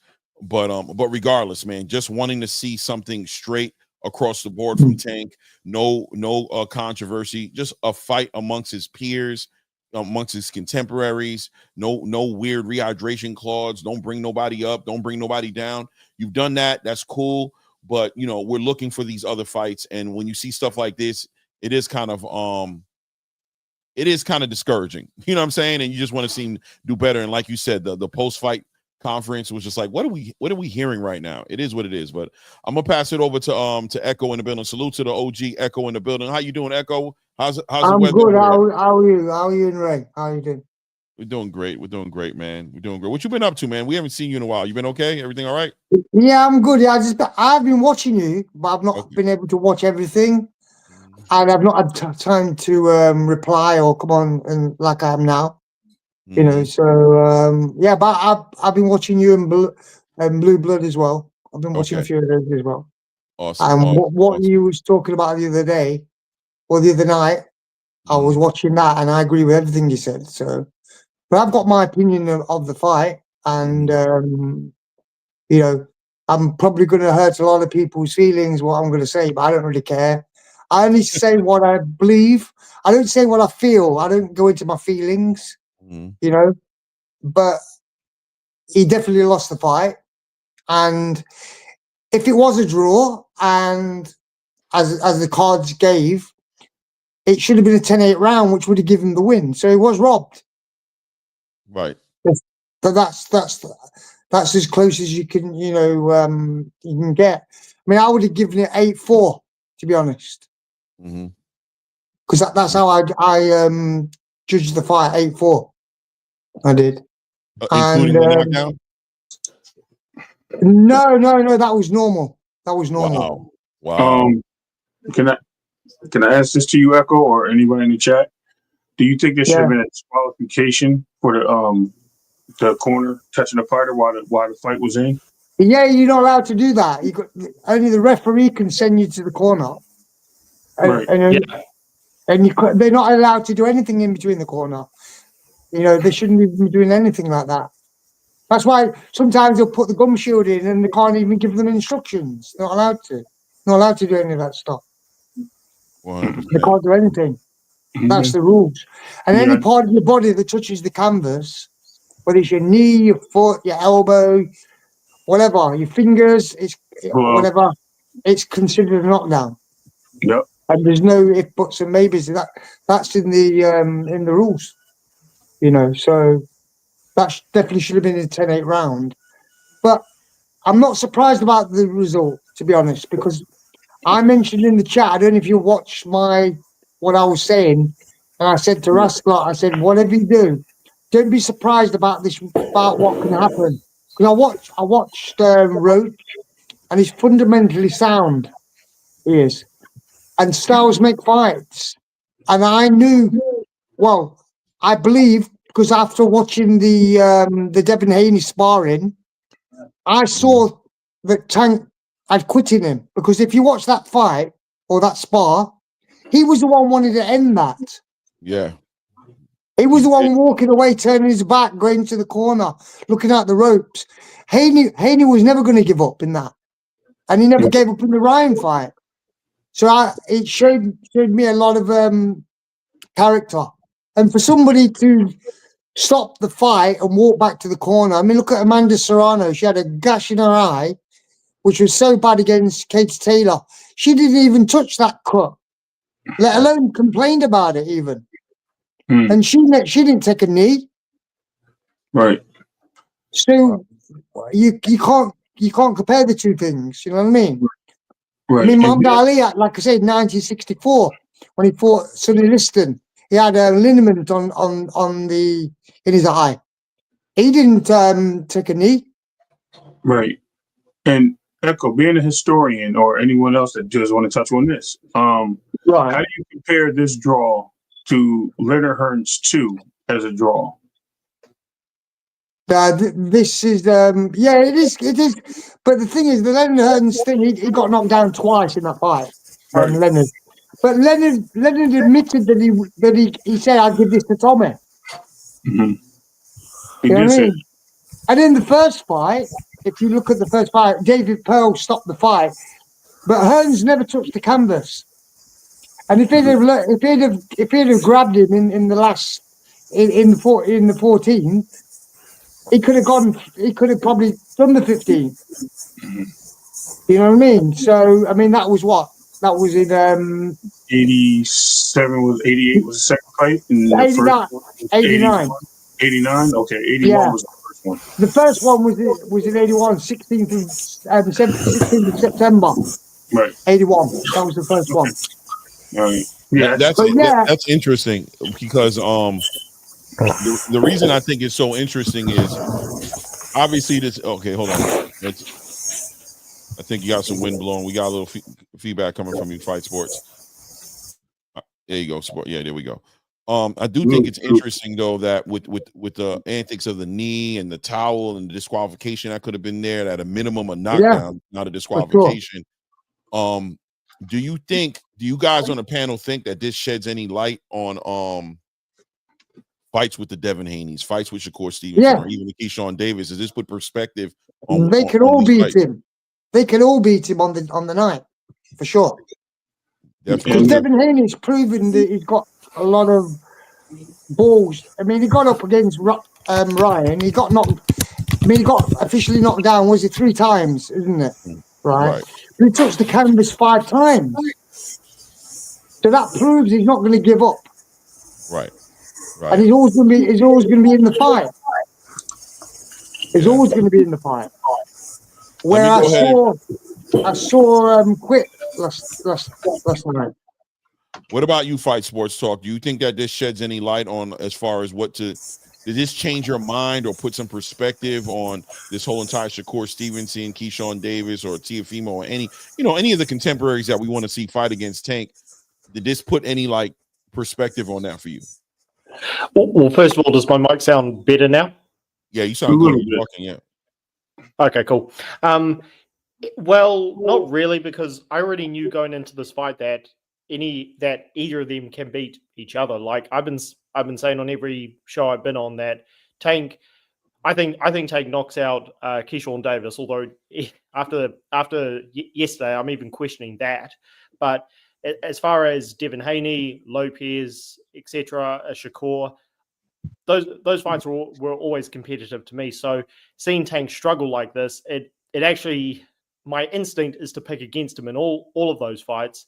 But it all depends on who shows up on the night. So my opinions really haven't changed that much.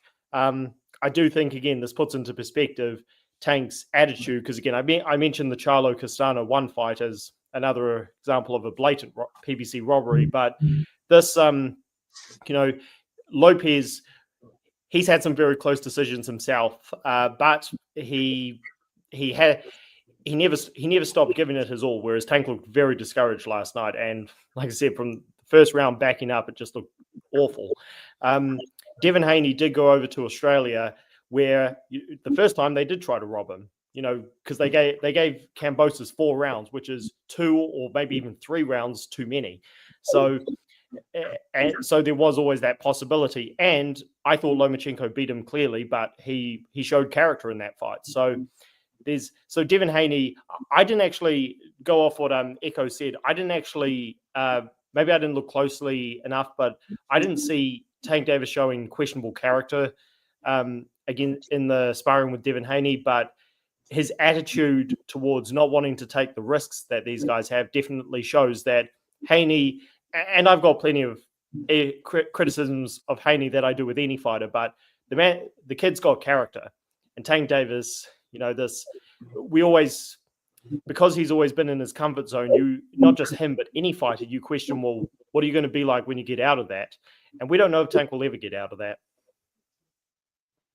Yeah. What about you, Blaze? Any perspective or any change in opinion as far as the competitive nature of these fights now that you saw Tank kind of look, he looked a little pedestrian last night. Oh, Blaze is not there. Your mic is off, is muted if you're there, but if you're not, yeah, he okay. So look, I mean, I ain't really touch on this, Clay, but that's what I always thought. It's a style mixed fights with him, and I always thought that these would be the fights that give him trouble. I thought they were the rangier, better defensive fighters, and they were going to cause more problems because they're not going to fall for the banana and the tailpipe. They're not going to apply pressure. They're not going to put themselves in positions to attack. Exactly, that attack and get countered. They're going to pick their shots. They're going to stay mobile. They're going to pivot. And they're not going to get caught. They're going to do everything Barrios did in the first 4 rounds, basically. And not only do that, they're going to be defensively sound. They're going to get hit. Obviously, it's a boxing match, right? It's a fight, so it's going to be some combat. But at what point were they going to get hit? You heard Gervonta say it himself. This is why he didn't take the fight with Devin over in Riyadh or any other place. It doesn't even look like it was Riyadh. He didn't take the fight, period. In 5 years, he's been getting called out by Devin Haney. But, it is what it is, bro. Like, I hate to say it, it's not about Devin. It's about the other fighters as well. I mean, Shakur, I think, is a little bit more susceptible to getting beat by Tank because Shakur doesn't have hip movement. He doesn't pivot well. He just slides. He slides, basically. So Tank will probably be able to cut the ring off. The problem is Shakur's a great counterpuncher as well. So when Tank comes in to close the distance, he's got to understand that there's going to be something coming back his way. So, I mean, it makes it interesting for all the fights. I'm not saying Tank loses these fights, but these are definitely questionable fights for him to pull out the victory, in my opinion. Yeah. Yeah, Blaze, are you there? Yeah, I'm there. Okay, one thing that I heard Brian Norman Sr. point out this morning that I immediately caught when he pointed out the observation is that Lamont smothered him in them later rounds. And so Tank doesn't have that torque to get that power off on the inside. And I think that was something that Lamont intentionally did. Usually Tank has the range with the respect of his opponent to be able to get those power shots off. And in those later rounds, when they was working on the inside and exchanging, Tank didn't have the range to, load up on the shots that he was given. And then I also want to point out something too with that knockdown that I didn't talk about earlier, is that if you look, I've seen the replay on, I've seen it the first time in real time. I seen that his braid went into his eye. And I think that's what caused him to take the knee. Right. When he got punched, I seen one of his braids flick into his eye, and then I seen him blink, and then I seen him go down. Yeah, I think it's possible that's why I said earlier. I think it's possible that the knee was a legitimate knee as far as him feeling like his vision was compromised. But, ultimately we all know, and I think we're all in agreement that that's not a problem of Lamont Roach. That's not a problem of, that this shouldn't factor into the referee doing his job.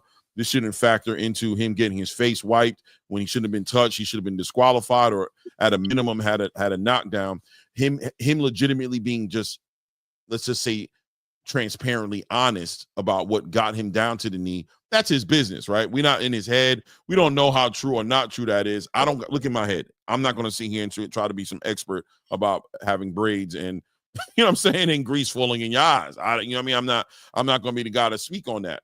But I think it just kind of shows, you know, there was a little bit of highlight on the corruption of the sport, and what we've all been fighting. And I think for me, the main thing I want to communicate is, you know, trying to shine this light on what happened in Saudi Arabia as like, oh, it's like, yo, we've been dealing with stuff like this all through boxing, through errors and errors and errors of boxing, corruption.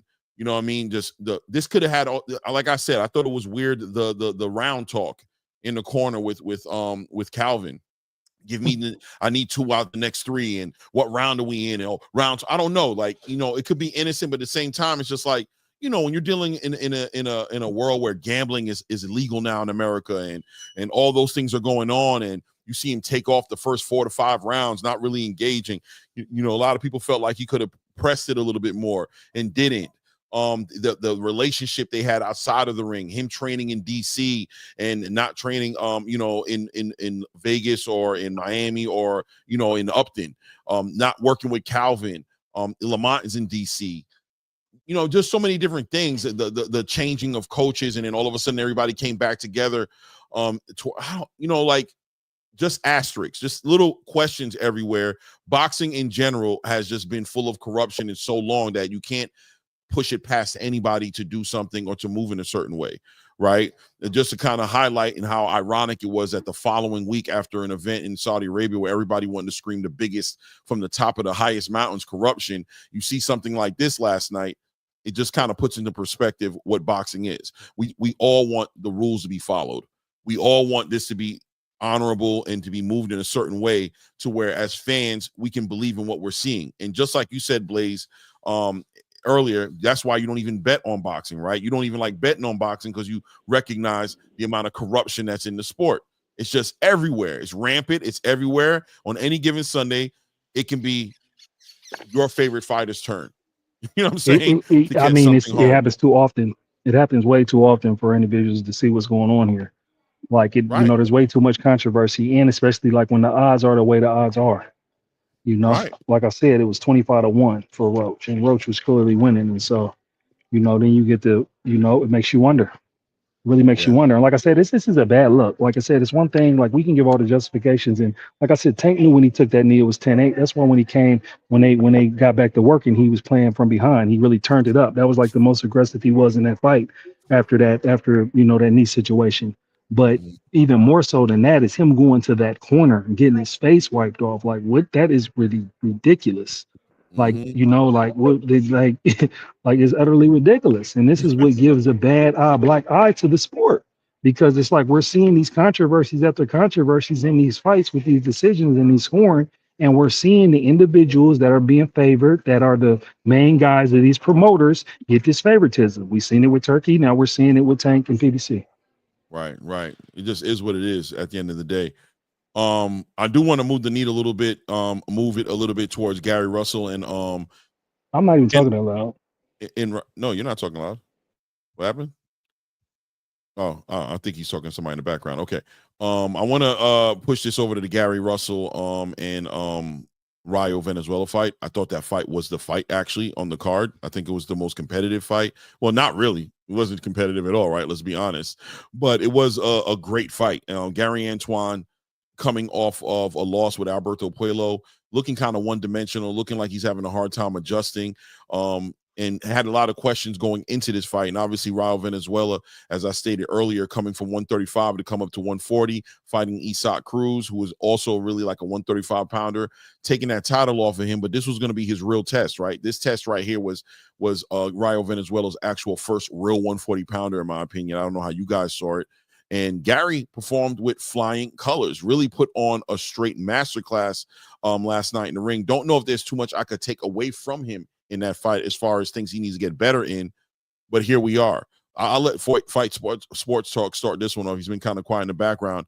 You know, speak on this fight. What do you think about this fight going into it? What were you expecting? And, you know, were you surprised? Was it how great or not great of a performance was Gary Antoine's performance and Rayo's performance? Well, first of all, I've adjusted my mic. Does that sound better than before? Yeah, you sound great. I think what it was never when you were talking, it was that it was catching noise in the background. So now it's not catching noise, so you're good to go. But you always sounded clear when you talked. Right. All right. Awesome. Thanks. Yeah, I was very impressed. I mean, when I was on your guys' show and we talked about this fight, my instincts went with Russell, but I ended up going with, and I hate to say this because I was wrong again, but I went with Valenzuela because, again, even though he got knocked out by Edwin de los Santos, he made improvements and showed character in coming back against Pitbull Cruz. And with Russell, there were just questions because, and you brought up a really good point, Clay, before the fight, that the training situation. I thought, well, what if he's unable to land the big knockout punch like he did, like he was unable to do against Puello, and he just gets outboxed. I thought, well, that could happen, but he showed patience. I liked the way that he was not getting over anxious. He wasn't swinging and missing. He wasn't looking frustrated. He took his time, and yeah, he outskilled and outfought Valenzuela. So coming into this fight again, I had questions, and I ended up going with the guy who had showed more vulnerabilities and was the underdog, but also, again, had come back from defeat. But yeah, Russell, he lived up to his potential. And yeah, so very impressed. This is a very fun division. And as far as where he goes, But hold on to that thought. Hold on to that thought. Blaze round for pound. I'm gonna bring in Too Rich. I'm gonna put you in the back for a second. If you want to hang out, I'll pull you up a little later. Or if you want to just hit the link again, if that's okay, I'm gonna bring somebody else up in there. Is that cool? Yeah, bet. Peace, y'all. Right. Peace, brother. So I guess just finish my point. I'd like to see him against all these guys. Him versus Teofimo, great. Hitchens, great. Yeah, I think he's competitive with all these guys. Yeah, big time fight. Shout out to Too Rich, Mr. I Respect the Belt. What's going on, Clay, Ray, and panel? Man, we doing good, man. Coming off this crazy card last night. Before we get any deeper into this Gary Antoine, Russell Rayo Venezuela card, I wanted to give you an opportunity to kind of tap in on this Gervonta Tank Davis Lamont Roach situation before we move forward, because we're on another topic, but I'm definitely interested in how you felt about it, what you saw, and what do you assess from it at this point, the next day, having time to sleep on it, and I don't know if you saw it again, but what'd you think? Man, I know I said this on this panel countless times and other panels, that the way to beat Tank is keep him in the middle of the ring and turn him. Make him box. Everybody say he could box. I said make him box. He's a knockout artist. He's not a boxer. He's a knockout artist. So that's pretty much what Roach did, man. He used intelligent pressure. So he didn't use the type of pressure that turned Tank into a counterpuncher. He used the type of pressure that made Tank box. And what you saw, that Tank couldn't outbox the boxer. Like I said, every time the boxer beats the knockout artist. Every time, if they're on the same level. Now, we couldn't know if Roach was going to be on Tank's level because Roach was not at 135. But we know Roach only got 10 knockouts. So he's there because he's a boxer. So what you saw Roach doing, he had enough feet. He didn't have too much feet because Tank had the active feet. Roach had enough feet to back up out the way what Tank punches just couldn't land. And that's what the boxer do. He creates control of distance. And that's all that you saw. And that's why I say Shakur beats Tank, Devin beats Tank. Anybody that can control the distance would not be in the wheelhouse for Tank to land his punches. We saw Tank with happy feet. He can hit you with that, but he can't knock you out with happy feet. He got to plant his feet to land the uppercut. How many uppercuts did we see Tank land? Virtually none, maybe one, because he couldn't plant his feet. See, he would have had to box himself into that position. Tank is not a boxer. He's a 1-2 guy. 1-2, 1-2. He got to reset, figure it out again. We saw Roach getting out 3 and 4 punch combinations. He just can't beat the boxer, man. And that's what we got to see. They didn't think Lamont Roach was on that level, but Lamont Roach is a boxer, and he's at the bottom echelon of the top boxers. And that's why I say Tank can't beat those boxers. And that's why they haven't made those fights. So let me say the last thing. Even with that, I get the whole that ninth round was egregious. Don't get me wrong. Even without the ninth round, man, Lamont Roach won that fight, man. And if you want to say, well, maybe he didn't do enough without the ninth round to take the belt, okay, at least they gave him a draw. I give him credit for giving him a draw and not just stealing the fight from him. But definitely with that ninth round, man, that's a unanimous decision for Roach, man. And we just saw why they don't put Tank in the ring with boxers. Wow. You spoke on a lot here. I'll let you go ahead and get an opportunity to go ahead and share with how you feel about the Gary Antoine Russell and Rayo fight as well, since that's actually the topic that we're on right now. Okay. When we talked the other day about this fight, I told you it was 50-50. It was hard for me to pick it because I didn't know which Rayo was going to come to the ring. Was power punching Rayo going to come to the ring, or was boxer Rayo going to come to the ring? And I think we saw it play out where Rayo didn't know which one he wanted to be. Now, when he tried to be a power puncher, he was catching Gary. He hurt Gary.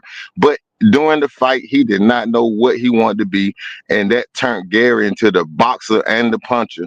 And shout out to Gary Antoine. I think he did a great job. It was a tough fight. He got through it. He actually showed me something, man. And I hear y'all talking about the Richard Hitchens and the Puello. I think the PBC is gonna. I mean, it make more sense for them to run it back with Puello because it's in house. And hopefully he can get past that. Then I think he's ready for whoever, man. I think he's a tough out for anybody. But I do notice where the power go. He's not knocking guys out no more. And I think that's what happened when you start fighting at the top of the division, man. Maybe you was knocking cans out, and maybe now the power is not quite translating to knockouts. But he definitely looked good, man. He boxed good. He looked good. He took some shots, but he got through it. So, shout out to him. No doubt. Hey, Echo, tap in on this Gary fight. If you don't mind speaking on going into the fight, what expectations you might have had, what you expected from Gary, what you expected from Rayo, and then definitely speak on the fight that we did have, and any highlights that were held any special moments for you. The thing is about Gary Antoine Russell, when he lost to Puello, and he was interviewed, he basically was very philosophical about it. He made no excuse. He realized he needed to be better. And one of the things I noticed when he was fighting before even Puello fight, he was always punching very wide, and he started to become more of a slugger, just throwing wide shots. And he can do the punch, but also he's a good boxer as well. He can tighten up. And obviously, that's what he did in this fight. He knew when to box, he knew when to punch. And this is how he won the fight. Basically, he took stock of what he did wrong. And he just improved. That's all I can say. And as far as the other caller just said, mentioned about Tank, I agree with everything you said there. Yeah. Everything Rich, right? you said. Yeah, too rich. Yeah. I mean, it was a very good breakdown of everything. And he's right. All the boxers will beat him. That's why I always said that Loma would beat him, and Shakur with good hands will beat him. And people saying that what is it? Fight Sport said that he would knock out Kishore Davis. There's no guarantee he can knock anybody out, because lots of boxers have been, you've only got to look at the Gomez fight when he fought Salvador Sanchez. He had 32 and 0 with 32 knockouts. He was supposed to win that fight. And just because you're knocking people out doesn't say you can continue knocking people out. That's why you've got different styles, you've got different abilities, different skill sets. Very few boxers get past 30-odd knockouts. Right. Very few people. You know what I mean? Like I said, the longest knockout streak is Wilfredo Gomez, only 32. So it doesn't keep going on and on and on and on and on. So did I'm not anybody surprised about the results at all. Sorry? Yeah. Did anybody take notice to I remember Shakur did an interview after his fight he just had in Riyadh and said everybody always tries to paint Tank as the pressure fighter, this offensive, like, you got to watch out. Like, you're not going to get away from Tank for 12 rounds. And it was interesting when he said that, to watch this fight, to see how reserved Tank's hands were, how he didn't let the hands go as much as you thought he would have. And that, in all essence, the statistics pushed back at that idea, right? The fact that he punches, he has one of the lowest outputs in the game, but he just happens to have one of the highest, if not the highest, knockout ratio. So we're just saying that basically, like, you guys are painting this picture as if I got to run from this guy. This guy doesn't chase anybody down. That's not what he does. You know what I mean? Like, you guys are kind of like misinterpreting and seeing that knockout that he does, and got you're painting this picture as if this pit bull is going to be chasing me around the ring, corner to corner to corner, while I'm running, and you're comparing it to De Los Santos. My hand was hurt, number one, for De Los Santos. Number two, De Los Santos does have a pit bull kind of energy about him. Tank doesn't. This is a whole different thing, and you kind of saw when Lamont Roach slowed it down and didn't feed into Tank's game plan of being the counterpuncher, and was like, I'm going to select my shots too, brother. I'm going to select my shots and make my shots count, and I'm going to keep my hands at home unless I need to let them go. That it became a very cerebral fight, and when the cerebral fight came into play, it looked real pedestrian at the end of the day, right? It ended up looking kind of like you saw Lamont in the fight, the whole fight. Like, you saw him there, like he was there the whole time. He was never necessarily, on the other side of a one-sided ass whooping, or however you want to look at it. Just looked like, okay, you go, I go. I'm going to make sure I hit you too. And we're going to see what the judges think about it at the end of this, because guess what's also not happening? You're not knocking me out tonight. So we're going to get to the judges, and we're going to find out what the judges think about it at the end of the day. And we'll see how that plays. And every time he threw a punch, he would always move his head offline, and he was always moving his head. His head was his upper body was very active when Tank let go. It caught him a few times, but most of the time he would move his head to another location all the time, and Tank couldn't handle that. Hey, something else? Clint, let me say that right quick. Before the fight, I said, Tank, they bragging about, oh, Tank already 138 pounds or whatever. I said he's too light. I said he participated in Ramadan last year. He done got his weight down, probably made some lifestyle changes. He is small. He came in the ring at 133. And even with the rehydration, he was smaller than Roach. He's a 130-pound fighter. Like I said before, he's a 130-pound fighter. Roach was the stronger puncher and the stronger guy in the fight. Roach looked like the knockout guy. Tank looked like the guy that was running around. And Roach was trying to time him. He was trying to knock him out. I thought Roach was going to get the knockout, to be honest with you, because Tank cannot land power if he cannot plant his feet. Those little quick shots he was hitting them with, those were just, good shots, but they weren't knockout shots because his feet wasn't planted. I saw one, I'm going to go look at the fight again, but I saw one uppercut from Tank. If he can't land that foot in the ground uppercut, his power is not what people think it is. It's just that when he catch you up against those ropes and you allow him to land power, that's why they want guys to stand in front of him. They don't want those guys that can move back from him. They want guys to stand right in front of him. I mean, you just saw a clinic of a boxer and a puncher. Right. Yeah. Yep. That's why he didn't fight Loma. And Floyd knew that. Floyd knew that for sure. He knew that Loma would just box angles on him and turn him spinning around all over the place. And I knew that anyway. I always said that. Yeah. And Shakur can do the same. Yeah, let Fight Sports talk, build on. I know he's been kind of holding back. Go ahead, Fight Sports. Yeah, first of all, I just want to respond to what Blaze said about why I picked Tank to beat Keyshawn. It was not a pick that I felt that Keyshawn couldn't win. I was just basing it off what I saw, because Brintrick brought nothing to the table, and Tank had proven more. So it was a guess, but it was based on I did not think Tank would look like that again, the way he looked against Roach. But also what you mentioned, Clay, about pressure fighter, and I'm really glad 2 Cents is in the chat. Shout out to her.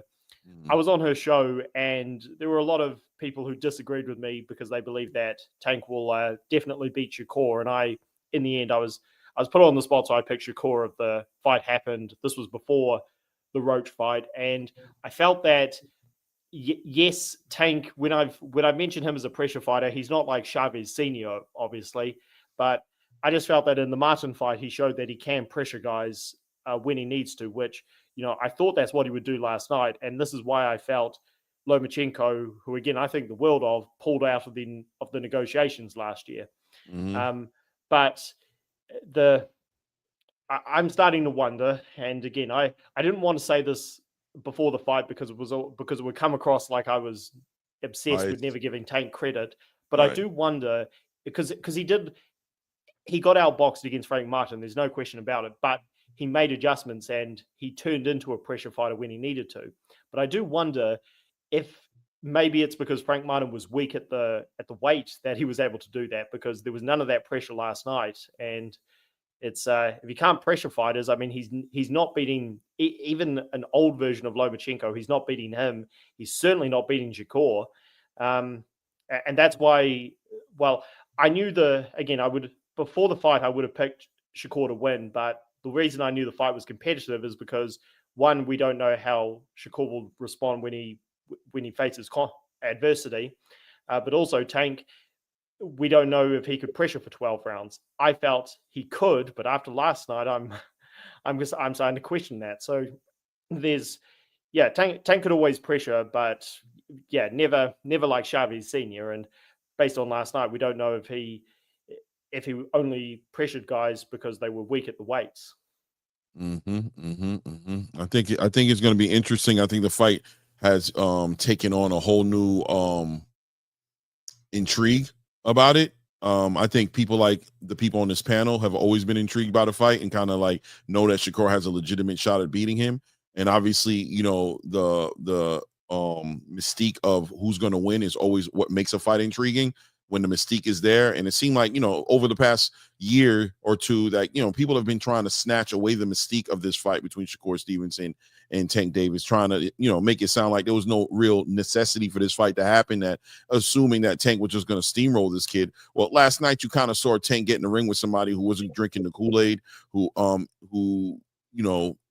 was comfortable standing in front of Tank at times, catching shots, slipping shots, hitting Tank with enough power to make Tank really reconsider how he was going to approach it. And like I said, when the fight becomes cerebral, when it hits that level, Shakur is very cerebral. And this is his playground. If you want to do cerebral, Shakur is about as competitive as you can get in the boxing space. If you want to make it a Frank Martin fight where he's running for his life and doing things here and there, then Tank could look like, some unstoppable force of nature. But we want to see him in front of the cerebral fighter. When Calvin Ford talks about that right fighter getting in front of Tank so that button can be pushed, quote unquote, I believe is what he said, to see these different wrinkles to Tank Davis's game, he's not talking about a flat-footed come forward puncher. He's not talking about these fighters. We've seen him in front of these fighters a lot. He's talking about a Shakur Stevenson. He's talking about a Vasily Lomachenko. He's talking about a Devin Haney. He's talking about that fight who are going to force Tank out of his comfort zone. I mean, you look at Abdullah Mason, and I know it seems like I'm going far off, but you look at Abdullah Mason, you've seen him against these fighters, and you've seen him show like his grit and how, he's been tested. He got sat on his pockets. He's knocking everybody out. But I'm telling you guys, this next fight he's about to have against Giovanni Cabrera is going to be a different fight than all his other fights. And Giovanni Cabrera is not a puncher. He's not somebody who's going to step to him. He's going to move around. He's going to use his pedigree and his boxing knowledge to force Abdullah Mason into a cerebral fight. That's going to be a test that we're going to like to see from Abdullah Mason. We're going to get to see it early with him, and hopefully we get to see it later with Tank, as long as those fights are made. But the intrigue is definitely there. I think the mystique is there now for everybody. Right? Okay, cool. Yeah. So, all right. Yeah, definitely. Yeah. That means a lot of unanswered questions, Clay. Say it again. A lot of unanswered questions. Yes, sir. Yes, sir. And that's on what both makes the fight sides. interesting. On both sides.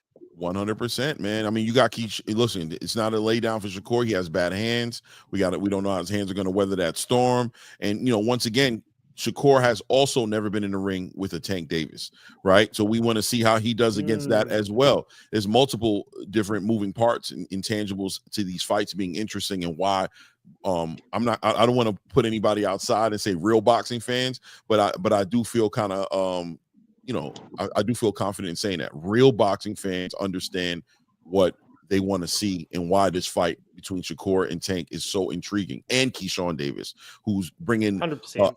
An underestimated or underrated boxing game. I think he's really a great boxer and also a puncher. So he's kind of like what Terrence Crawford represents, right? Terrence Crawford represents the cerebral fighter, but who also has bad intention on his punches, who can knock you out with either hand. Keyshawn's bringing some of those elements into the space. Is he Terrence Crawford's twin brother? More than likely not. But he does bring these intangibles that you want to see in front of a Tank. Keyshawn can deliver those intangibles, and he can. And in my opinion, I'll go on record and say I think Keyshawn can clip Tank. I'll be honest with you. I think he Oh, he definitely He'll can. give him a hard fight. And I definitely I give Shakur a better chance. I think Keyshawn is the better matchup for Tank than Shakur, because what we saw with Roach was patience, meaning even when he was hurting Tank or getting off on Tank, he didn't overcommit.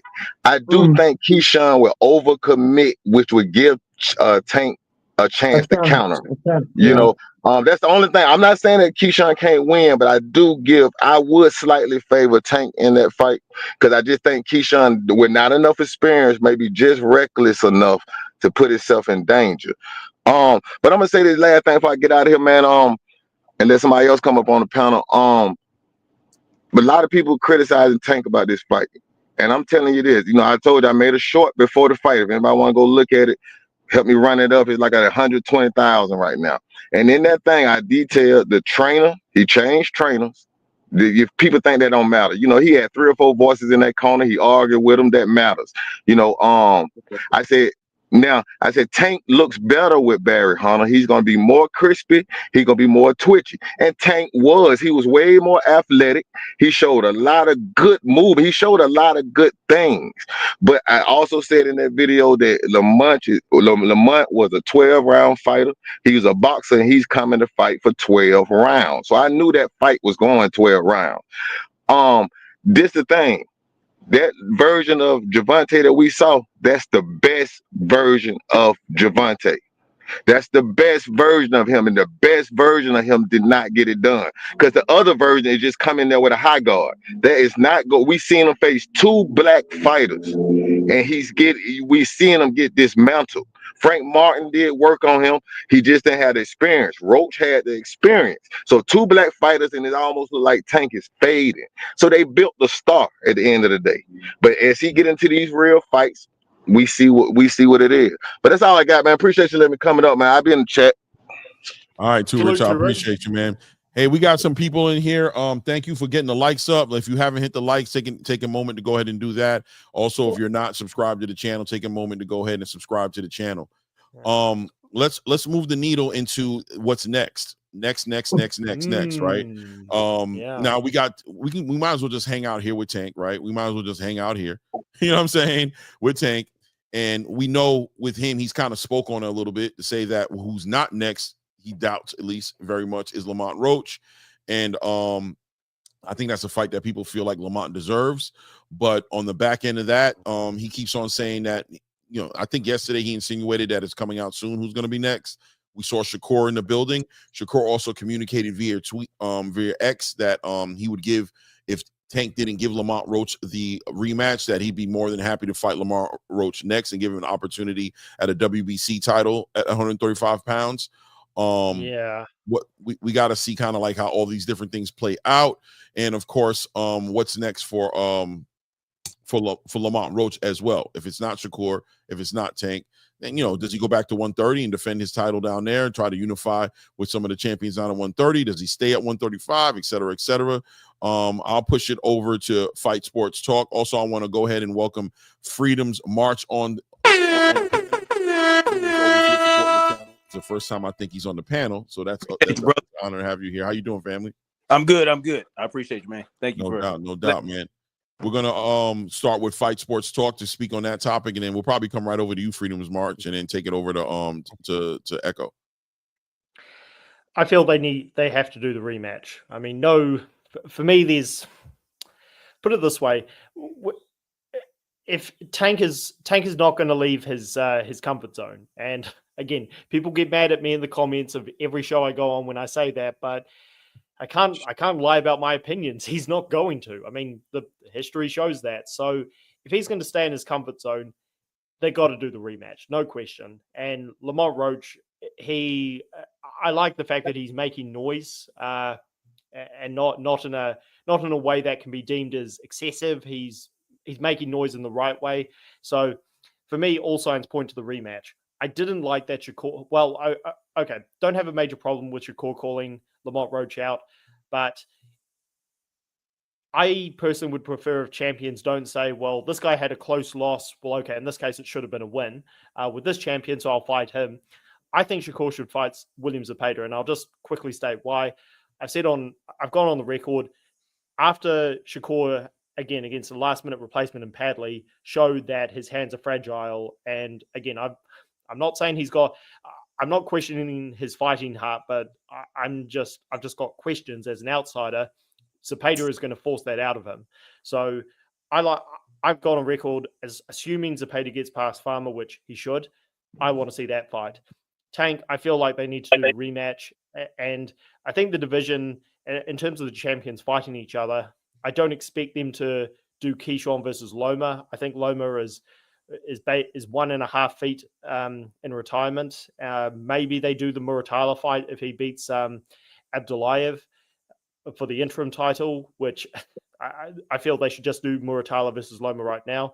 But the champions, I don't know, again, unless they do Keyshawn versus Loma, which I don't think they will, I think we just have to accept these unifications aren't going to happen right now. Ideally, would love to see Shakur versus Tank, but I think to answer your question, Clay, I think they got to do the rematch. Yeah, that makes sense to me too. I think that's what should happen.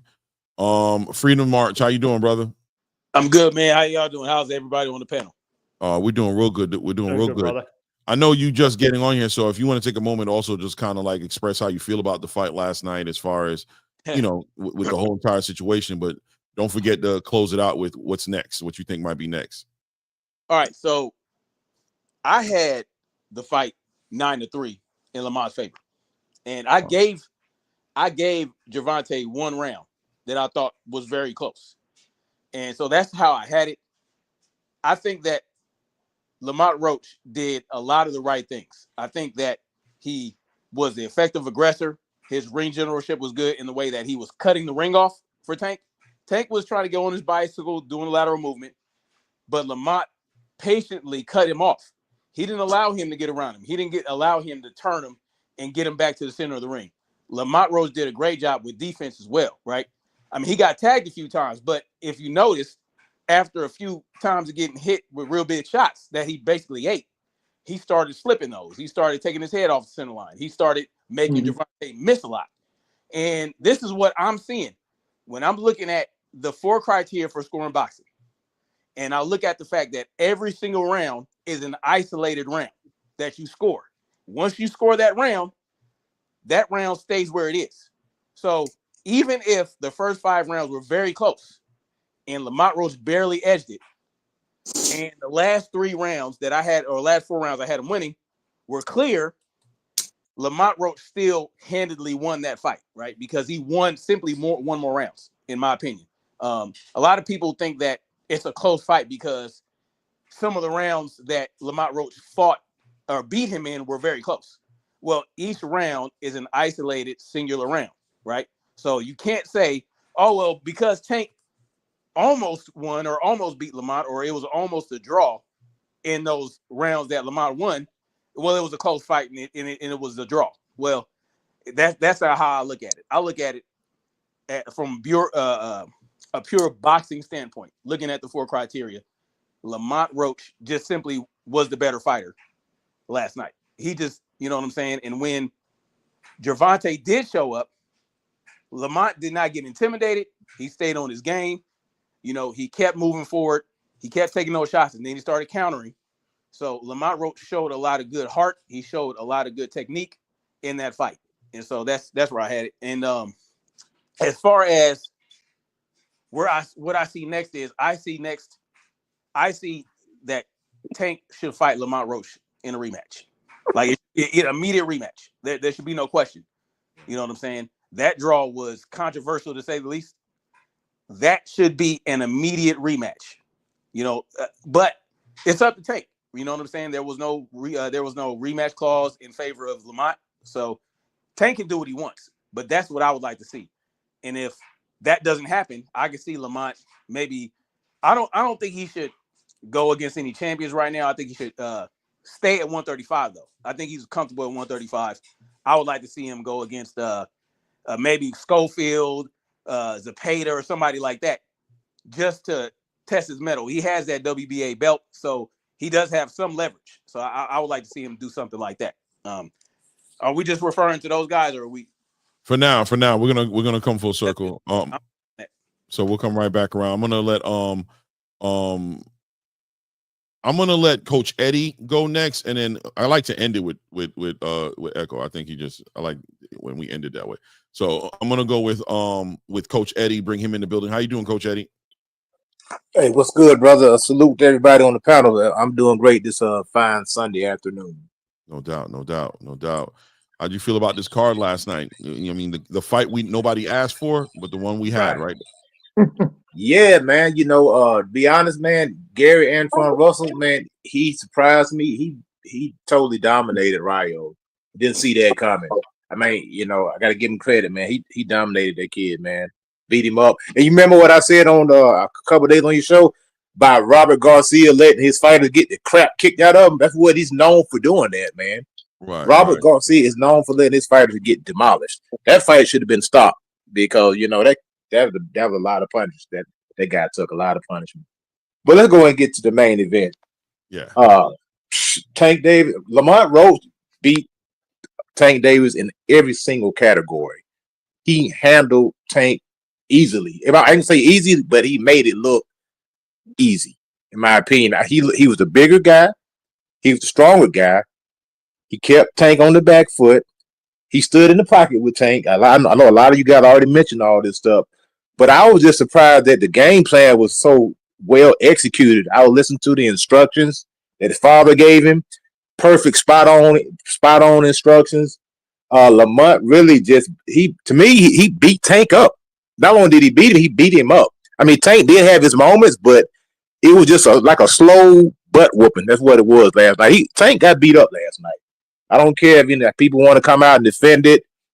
Tank got beat up. And what I don't want to do, I don't know. I hear a lot of people been saying this.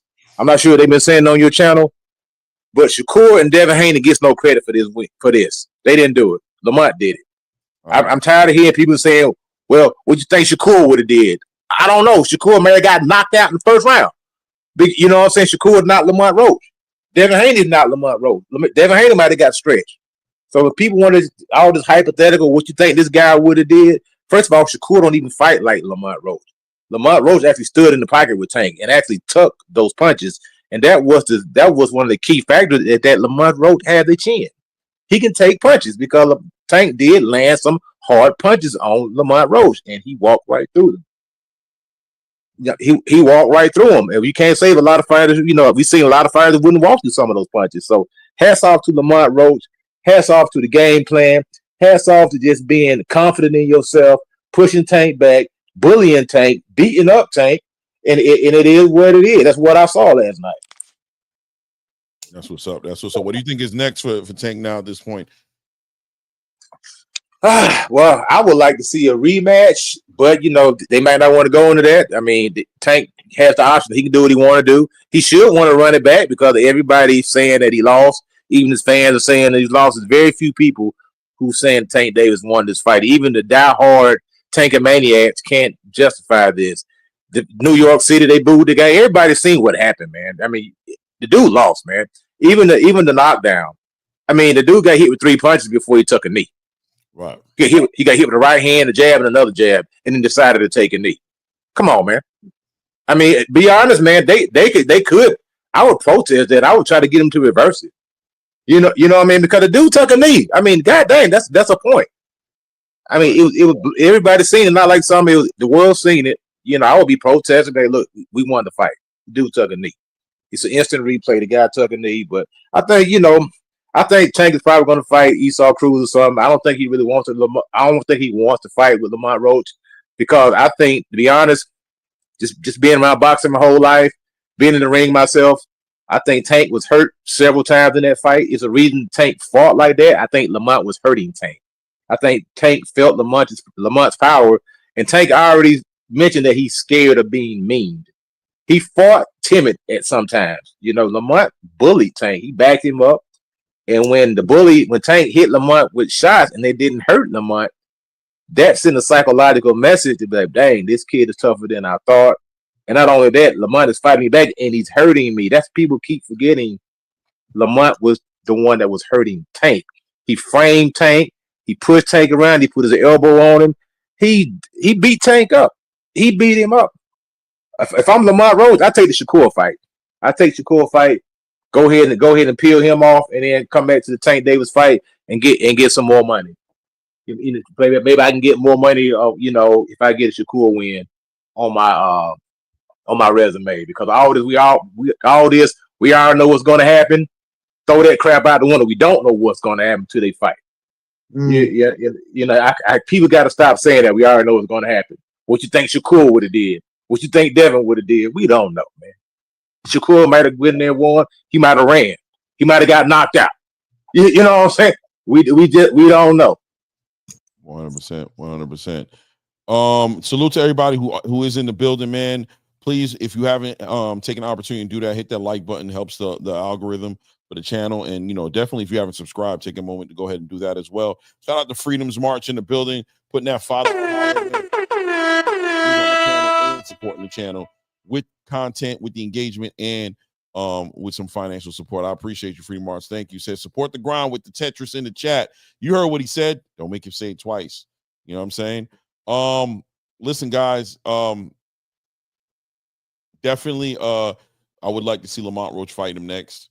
But I don't think that's what's going to happen. According to Tank, we'll see what he says, though. It is what it is. I'm going to go ahead and send it over to Echo, man. Go ahead and close this one out as far as what's next, what he thinks should be next for Tank. What do you think will be next? And then we can get into the Gary, Antoine, and Rayo Venezuela and say what's next for those guys. And, you know what I mean? And what should those guys get? Clearly, there was other fights on the card, by the way, but this was kind of like a pop-up live. I don't know if we want to break down every single fight. If there's a fight, by the way, that interests you guys, if you want to talk about the Santa Martin, Alberto Puello fight, we definitely can talk about that as well. Very cerebral fight. Most people think Sandor Martin won the fight, but I'd be interested in hearing your perspective on that as well. But right now on this Tank and Tank and Lamont Roach fight, as far as what the next chapter should be for these guys, Echo, I'll let you have the floor. Yeah, as I listened just now to what was just said, I agree with a lot of that. I agree it was an easy win for Roach, really. I think he probably won 8 out of 4, 8 to 4. And yeah, it did hurt him. But just because you're not buckled, you've not got to see somebody's legs buckle or wobble or whatever, doesn't mean say they've not been hurt. Because obviously the idea of a boxer is to be poke-faced, but it shows when he's not firing back. Because there was times when he was hit 3 or 4 times, he didn't throw anything back, and then he backed off. And for the fight, like the 4 criteria, Roach, controlled that. Especially the effective aggression, because most of the time he was the one pushing the action. He was. There was times when Tank didn't even do anything. Yeah. As far as fighting next, I think Shakur would be a good fight for Roach. For Tank, I don't know, maybe De Los Santos would be a good fight. Because he's not going to back down, and he's going to come firing. And if he's a bit gun shy against a puncher, because he was gun shy against Rowley a little bit in the beginning, because he didn't. And Rowley just made a big mistake, really. Right. And Ryan, he wasn't attacking Ryan that much either. You know what I mean? Because I think Ryan caught him a few times, and he could see that it shook him. So obviously he's not got a granite chin like what we think, because like as the caller just said, he got hit 3 times, then took a knee. And we don't really know when people get hurt a lot of times, Clay, especially body shots. Right. You get a liver shot. I mean, I've been hit with a liver shot. And you sometimes don't feel it till maybe 10, 20 seconds later when you start trying to move your feet. Facts.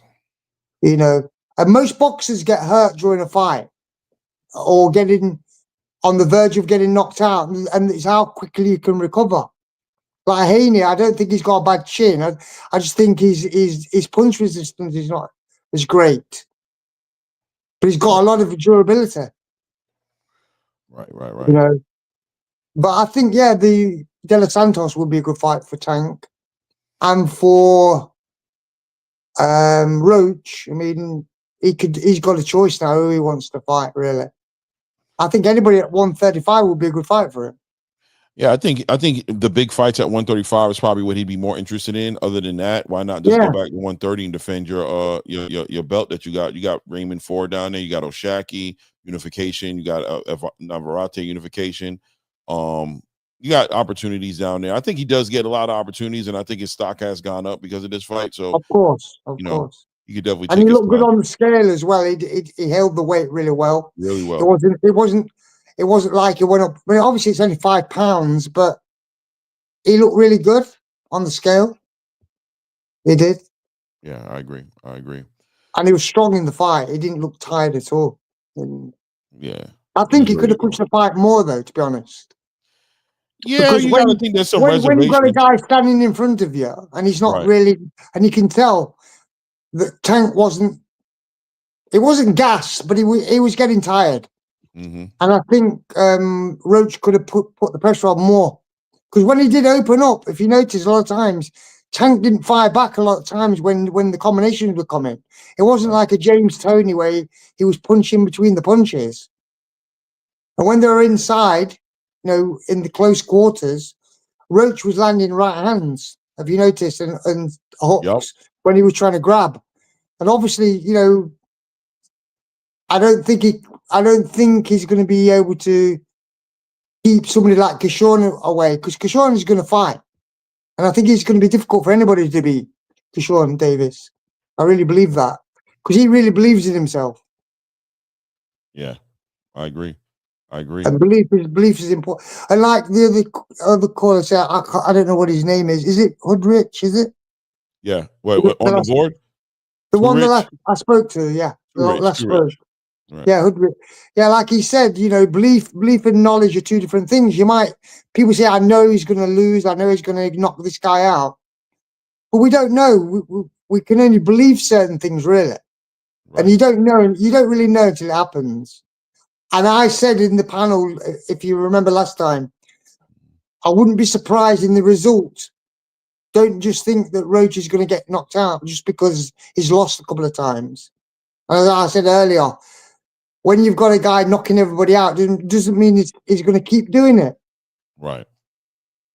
Because you can't knock everybody out. Nobody ever has knocked everybody out. Just doesn't happen in boxing. Nope. No doubt. Ray, you trying to tap in? Yeah, no. Yeah, Wait, you know what? You about to dip, you said? Huh? Yeah, I got to go. But thanks for having me on, guys. And, always, like I've said before, you guys are one of my favorite channels to go on. Congrats to reaching 2K subscribers. And I'll definitely be on tomorrow. Peace out to everyone. Peace. Thank you. Appreciate it. Okay, bye. Yeah, Ray, go ahead. Yeah, no, I was going to say, I like everything Echo just dropped.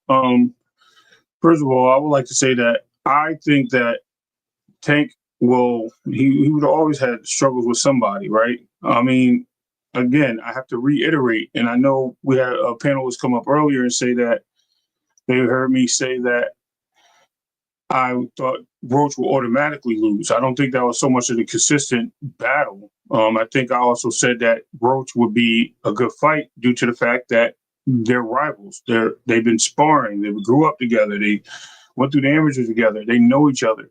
And rivals make great competition with each other. I'm pretty sure I said that on record, but it's cool. You know what I mean? I don't care how it goes. At the end of the day, I just wanted to make sure that we understand that Shakur and Devin and maybe Tio, as a matter of fact, let's exclude them. I'm going to go on record of saying this. Clay, you said that, and I disagree with you, that Loma would give Gervonta a good fight because of angles and the way his footwork is and the way he slips. Mm. I now don't question that theory anymore. I'm like, yo, you're right. You know what I mean? You said the same thing about T.O. And I'm like, nah, I could see T.O. doing it, but I think T.O.'s too inconsistent. But now with seeing what we've seen, is it a challenge for Gervonta not to fight the same stylistic fighter? Somebody that sits there in the pocket and waits on him to make a move. Somebody that sits there and doesn't know how to use their jab to make connections. These things are actually what we're saying. And I think we came across the board with when we were trying to measure the people that would challenge him. That itself made for great conversation. Now everything is great conversation, right? Because you have to give your true points, but then you have to also give the side of building a fight, right? Looking for the intangibles for the opponent and what they can use to take advantage of the fighter that you believe that may win or may have more success. And in this case, we've seen and built different intangibles for all these fighters that we see that can face Gervonta. And just so happens Roach brought those intangibles to the table. He came there to fight. He said he was coming there to beat him. Again, I mentioned earlier today, when he beats him, he's going to rematch him, beat him again, and then go fight Ryo for the belt up north. But here we are today talking about something that clearly was a weird decision.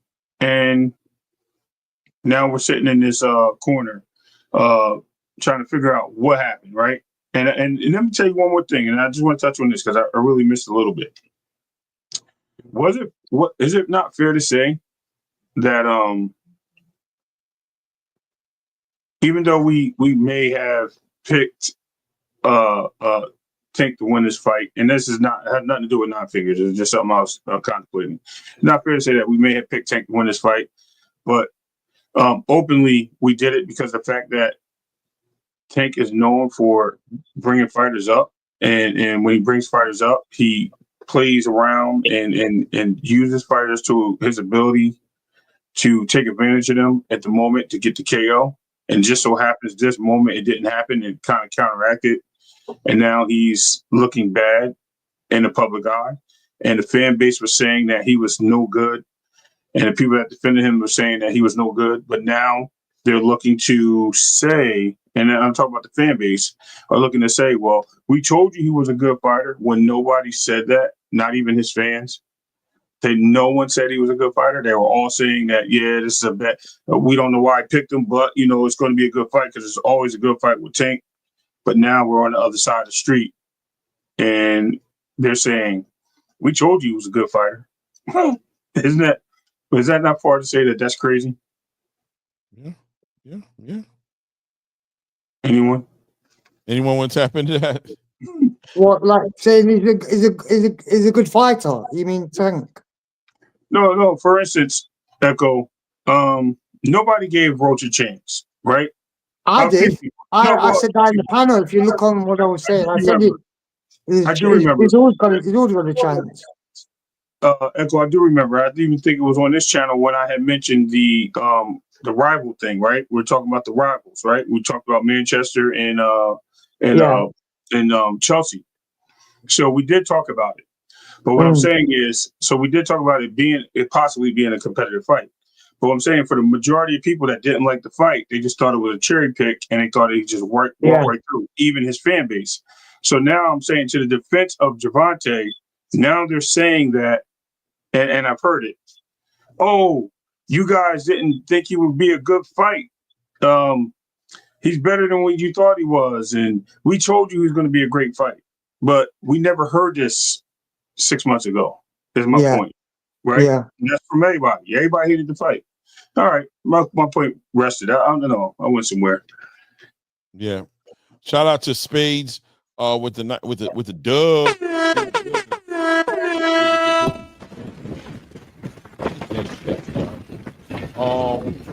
Yeah, man.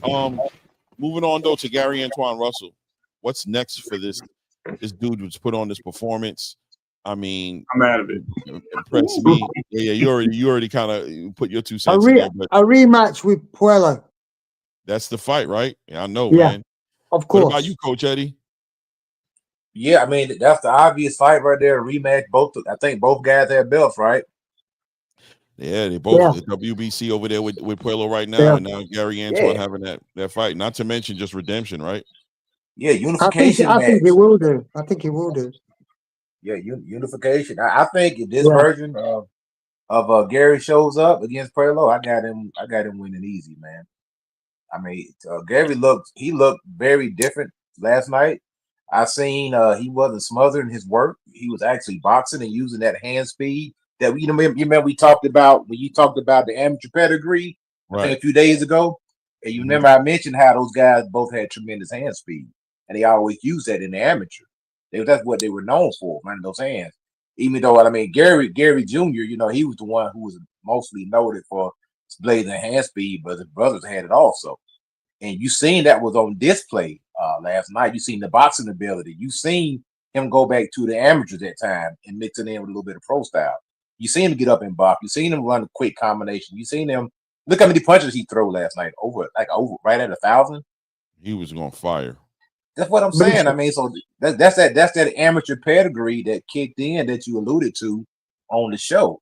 And it showed up last night. He went back to the drawing board. So I think if Gary, the way he looked last night, he looked very sharp, looked very poised, took a good shot, was on balance, didn't smother his work, listened to the game plan. I think that Puello, I wouldn't give him much of a chance to defeat Russell if they do a rematch. No doubt, no doubt, no doubt. Yeah, I think he runs through him like a hot knife through butter. What about you, Freedom? Freedom might be on timeout a little bit, handling something on the mute. But yeah, I'm right here.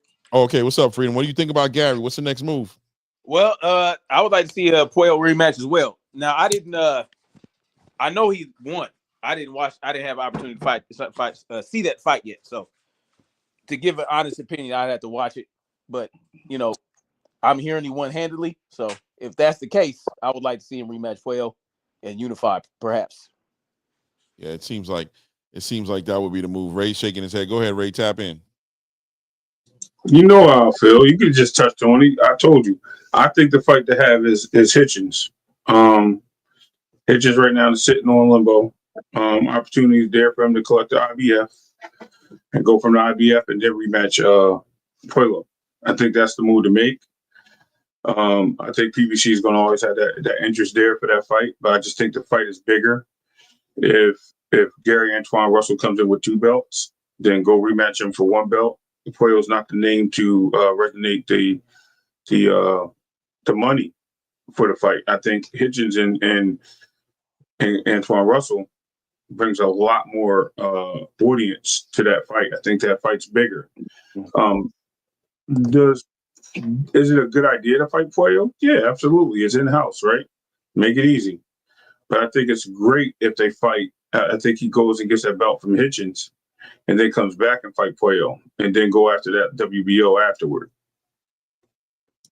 Hitchens would be a harder fight, though. You think so? Yeah, because of the skill. Really? I think Puello displayed more skill than every fighter I think fought. Only thing I seen his weakness was last night. I think with that inside game was very tough for him last night. But as far as Hitchens, the skill set, I don't know. I see the same abilities that I see in Puello. I think Puello knows how to use the range better.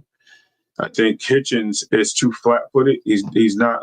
He doesn't use the same ability. He's like a slow Devin Haney, and it's. I'm sorry to make comparisons like that, but it just doesn't look like he turns it up enough to, and he doesn't have that speed. He doesn't pivot well.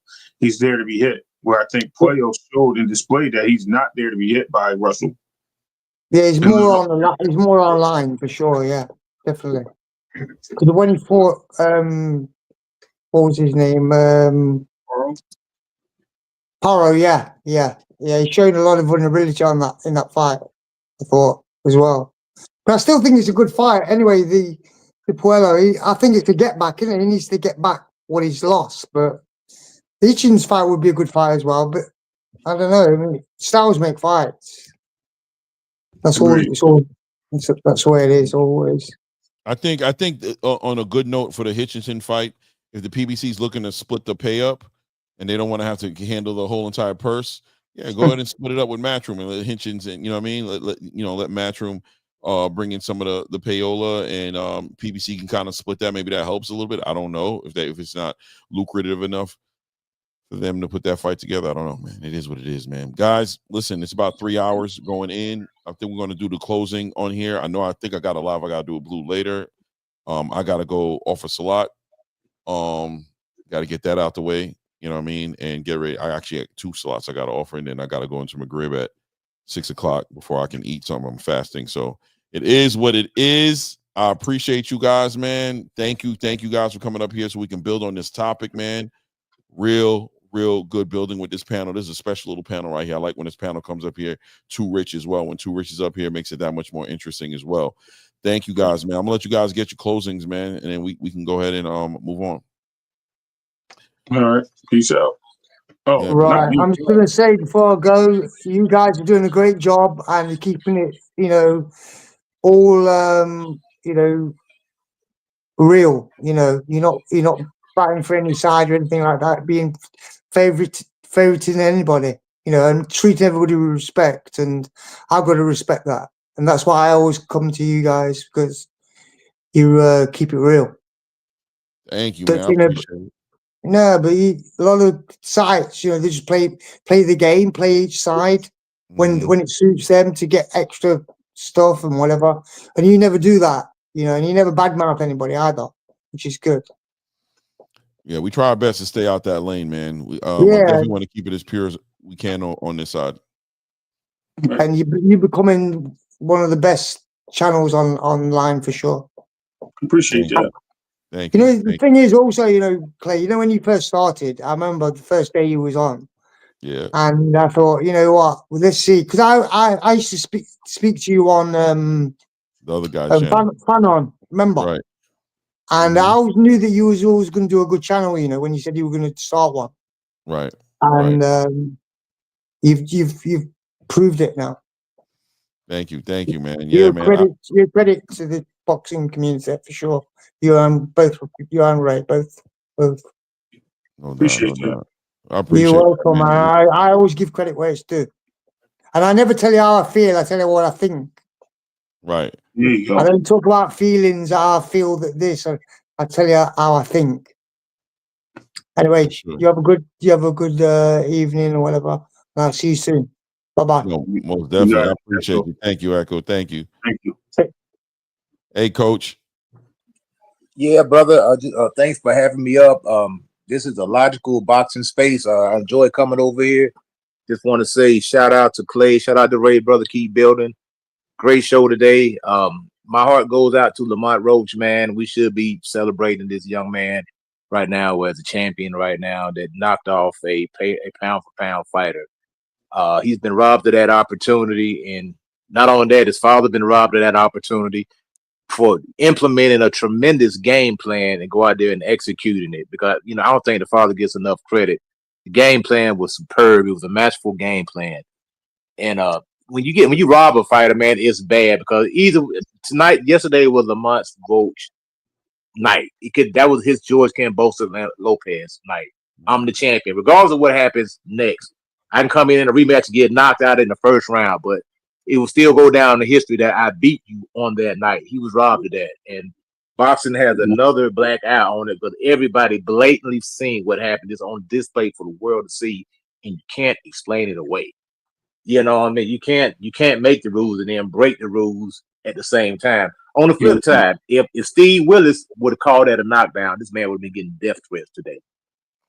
Real talk. Yes. He would have been getting death threats. Las Vegas would have had a bounty on this dude's head. I mean, you name it. So he know the play too. He said, man, if I call this a knockdown, it's going to be over with. But the thing about it, even if they would have called it a knockdown, they would have still found a way to make it a draw.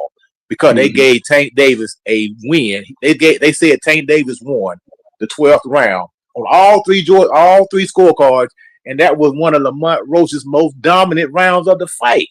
Yep. Let that sink in. So it wouldn't knock down or not. They still would have found a way to make it a draw. They just would have switched one of them rounds and gave it to Tank. That's exactly what would have happened. So it was academic. The kid didn't stand a chance on the scorecards, man. It's crazy. That's true. Diabolical, man. Well, salute, Clay and Ray. Thank you, brothers. No No doubt, Coach. Thank you for coming up, man. Yeah. I'm gonna take a moment to go ahead and speak to Nine Fingers. Nine Fingers, yes, a lot of humble pie. A lot of humble pie on this channel. We all slept on Lamont. Well, I don't know if Ray necessarily did or not. I think he might have, but I'll let him speak for himself. But I know I definitely slept on Lamont, man. But I had hope. Like I said, I wasn't optimistic about what he was gonna do. I thought stylistically, I didn't like the fight. He exposed and shedded a lot of light that exposed Tank, in my opinion. A lot of people talk about standing in front of Tank ain't a good idea. I don't think it's still a great idea, but you can see that you can function in that space as long as you're defensively responsible and you're not scared to, don't give up your position so you can throw back, and don't be the first to throw necessarily with him. You turn it into a counterpuncher versus a counterpuncher. The fight can become very cerebral and very competitive in no time. And that's what he showed. Lamont Roach showed improve. I knew it'd have to be a special Lamont in order to do that, and that's what I wanted him to do, and that's what he did, man. He took it all the way to the 12th round, took it to a draw. Most people know it's as a robbery based off of what the referee did, and not just taking that takedown and making that or even disqualifying him, but definitely on going down and not giving that standing 8 count made a big difference. It is what it is. But yeah, man, humble pie, I guess. Wasn't ready to go down that hill. Lamont Roach was also a 25-1 underdog for a reason. It wasn't just us, right? Vegas also thought it was very unlikely that he was going to win. Everybody did, and for the right reason. You know what I mean? Now we see him for who he is, and let's see what he does from here on in. Let's see how he moves. Let me see. He said, give respect to fighters because the fight, Lamont Roach is a champ. Yeah, okay. All right. Okay, cool. This is what it is. I don't care about that, Clay. And go ahead. You can touch it. I'm gonna finish. Yeah. I'm gonna finish. Right. I mean, at the end of the day, all fighters get respect, but some fighters, aren't. That's why Vegas does what it does, right? There's favorites, there's underdogs, and there's mismatches according to the odds. The odds were the odds because of the data we had on Lamont Roach. He never showed us this side of himself to be able to compete with a Tank Davis. Just because he has a belt in another division, I mean, not for nothing or to push back in any kind of crazy way, but you got plenty of channels and platforms and boxers who say belts don't matter. Just because you have a belt doesn't mean you're the man, doesn't mean you're the best. Having a championship belt doesn't necessarily mean that you're going to perform at the highest level just because you have one. But then, you have arguments like this one where belts become the end all be all, right? Like we should respect him because he's a champion. Me personally, he earned the respect, and that's the best way to get respect is to earn it in the ring. You don't just give it away just because somebody has a belt, and what you see is what you see. And if you need to see more and you haven't, you can't act like you've seen it and factor that into your decision. It is what it is. Go ahead, Ray. Right. Yeah, boy. Nine Fingers always try to get at us. It's all good. But I just want to say this, Clay. Yes, I'm on record of saying that I thought Tank would win. But as far as calling him a cherry pick, I don't think I ever used that word. Maybe in certain instances of talking about the fight and with Clay in discussion, but I've never outright called him a cherry pick, which is cool. You know what I mean? You're entitled to hear what you want to hear. But I'm just going to tell you this. What I saw was you never said anything about the picks. I don't want to make it about you and me or Clay or anything. I just want to say that this fight was what we wanted. I will tell you this, though. I did pick a fight terribly wrong with Rayo and Antoine Russell. And I clearly accepted that. I had my humble pie earlier, the way I called that fight and the way I said he was going to win. But he showed me things that I did not expect. Russell did, right? And I gave him his flowers. I'm not going to sit there and deny what took place. I gave Lamont his flowers for last night, right? And I did that. I did think he would lose in the 6th round, but I didn't. Again, the cherry pick thing, I never said it. But I did also say that it's going to be a rivalry fight until Tank decides to turn it up. I am on record of saying that. So kudos to you for whatever things you pointed out. Thank you, sir. Nine Figures Bradley, aka 69. I don't know why you got that name, but it's cool. Salute. What's up, man? I appreciate you guys for showing up. Please remember to hit the like button. If you haven't done it yet, if you haven't subscribed to the channel, take a moment to go ahead and do that as well. We'll be back at it again on Tuesday. I'm working on potentially a special guest coming through as far as an interview is concerned. I haven't locked it down yet, but I think we're close to getting it squared away. I'll let you guys know as that comes together as well. You guys just stay tuned, man. Make sure you hit those notifications as well, so you guys are getting notifications when we jump on the live. All right. I appreciate you guys again, man. It's your boy Clay. It's your boy Ray. It's at ATP Combat Media Show. At this point, we out.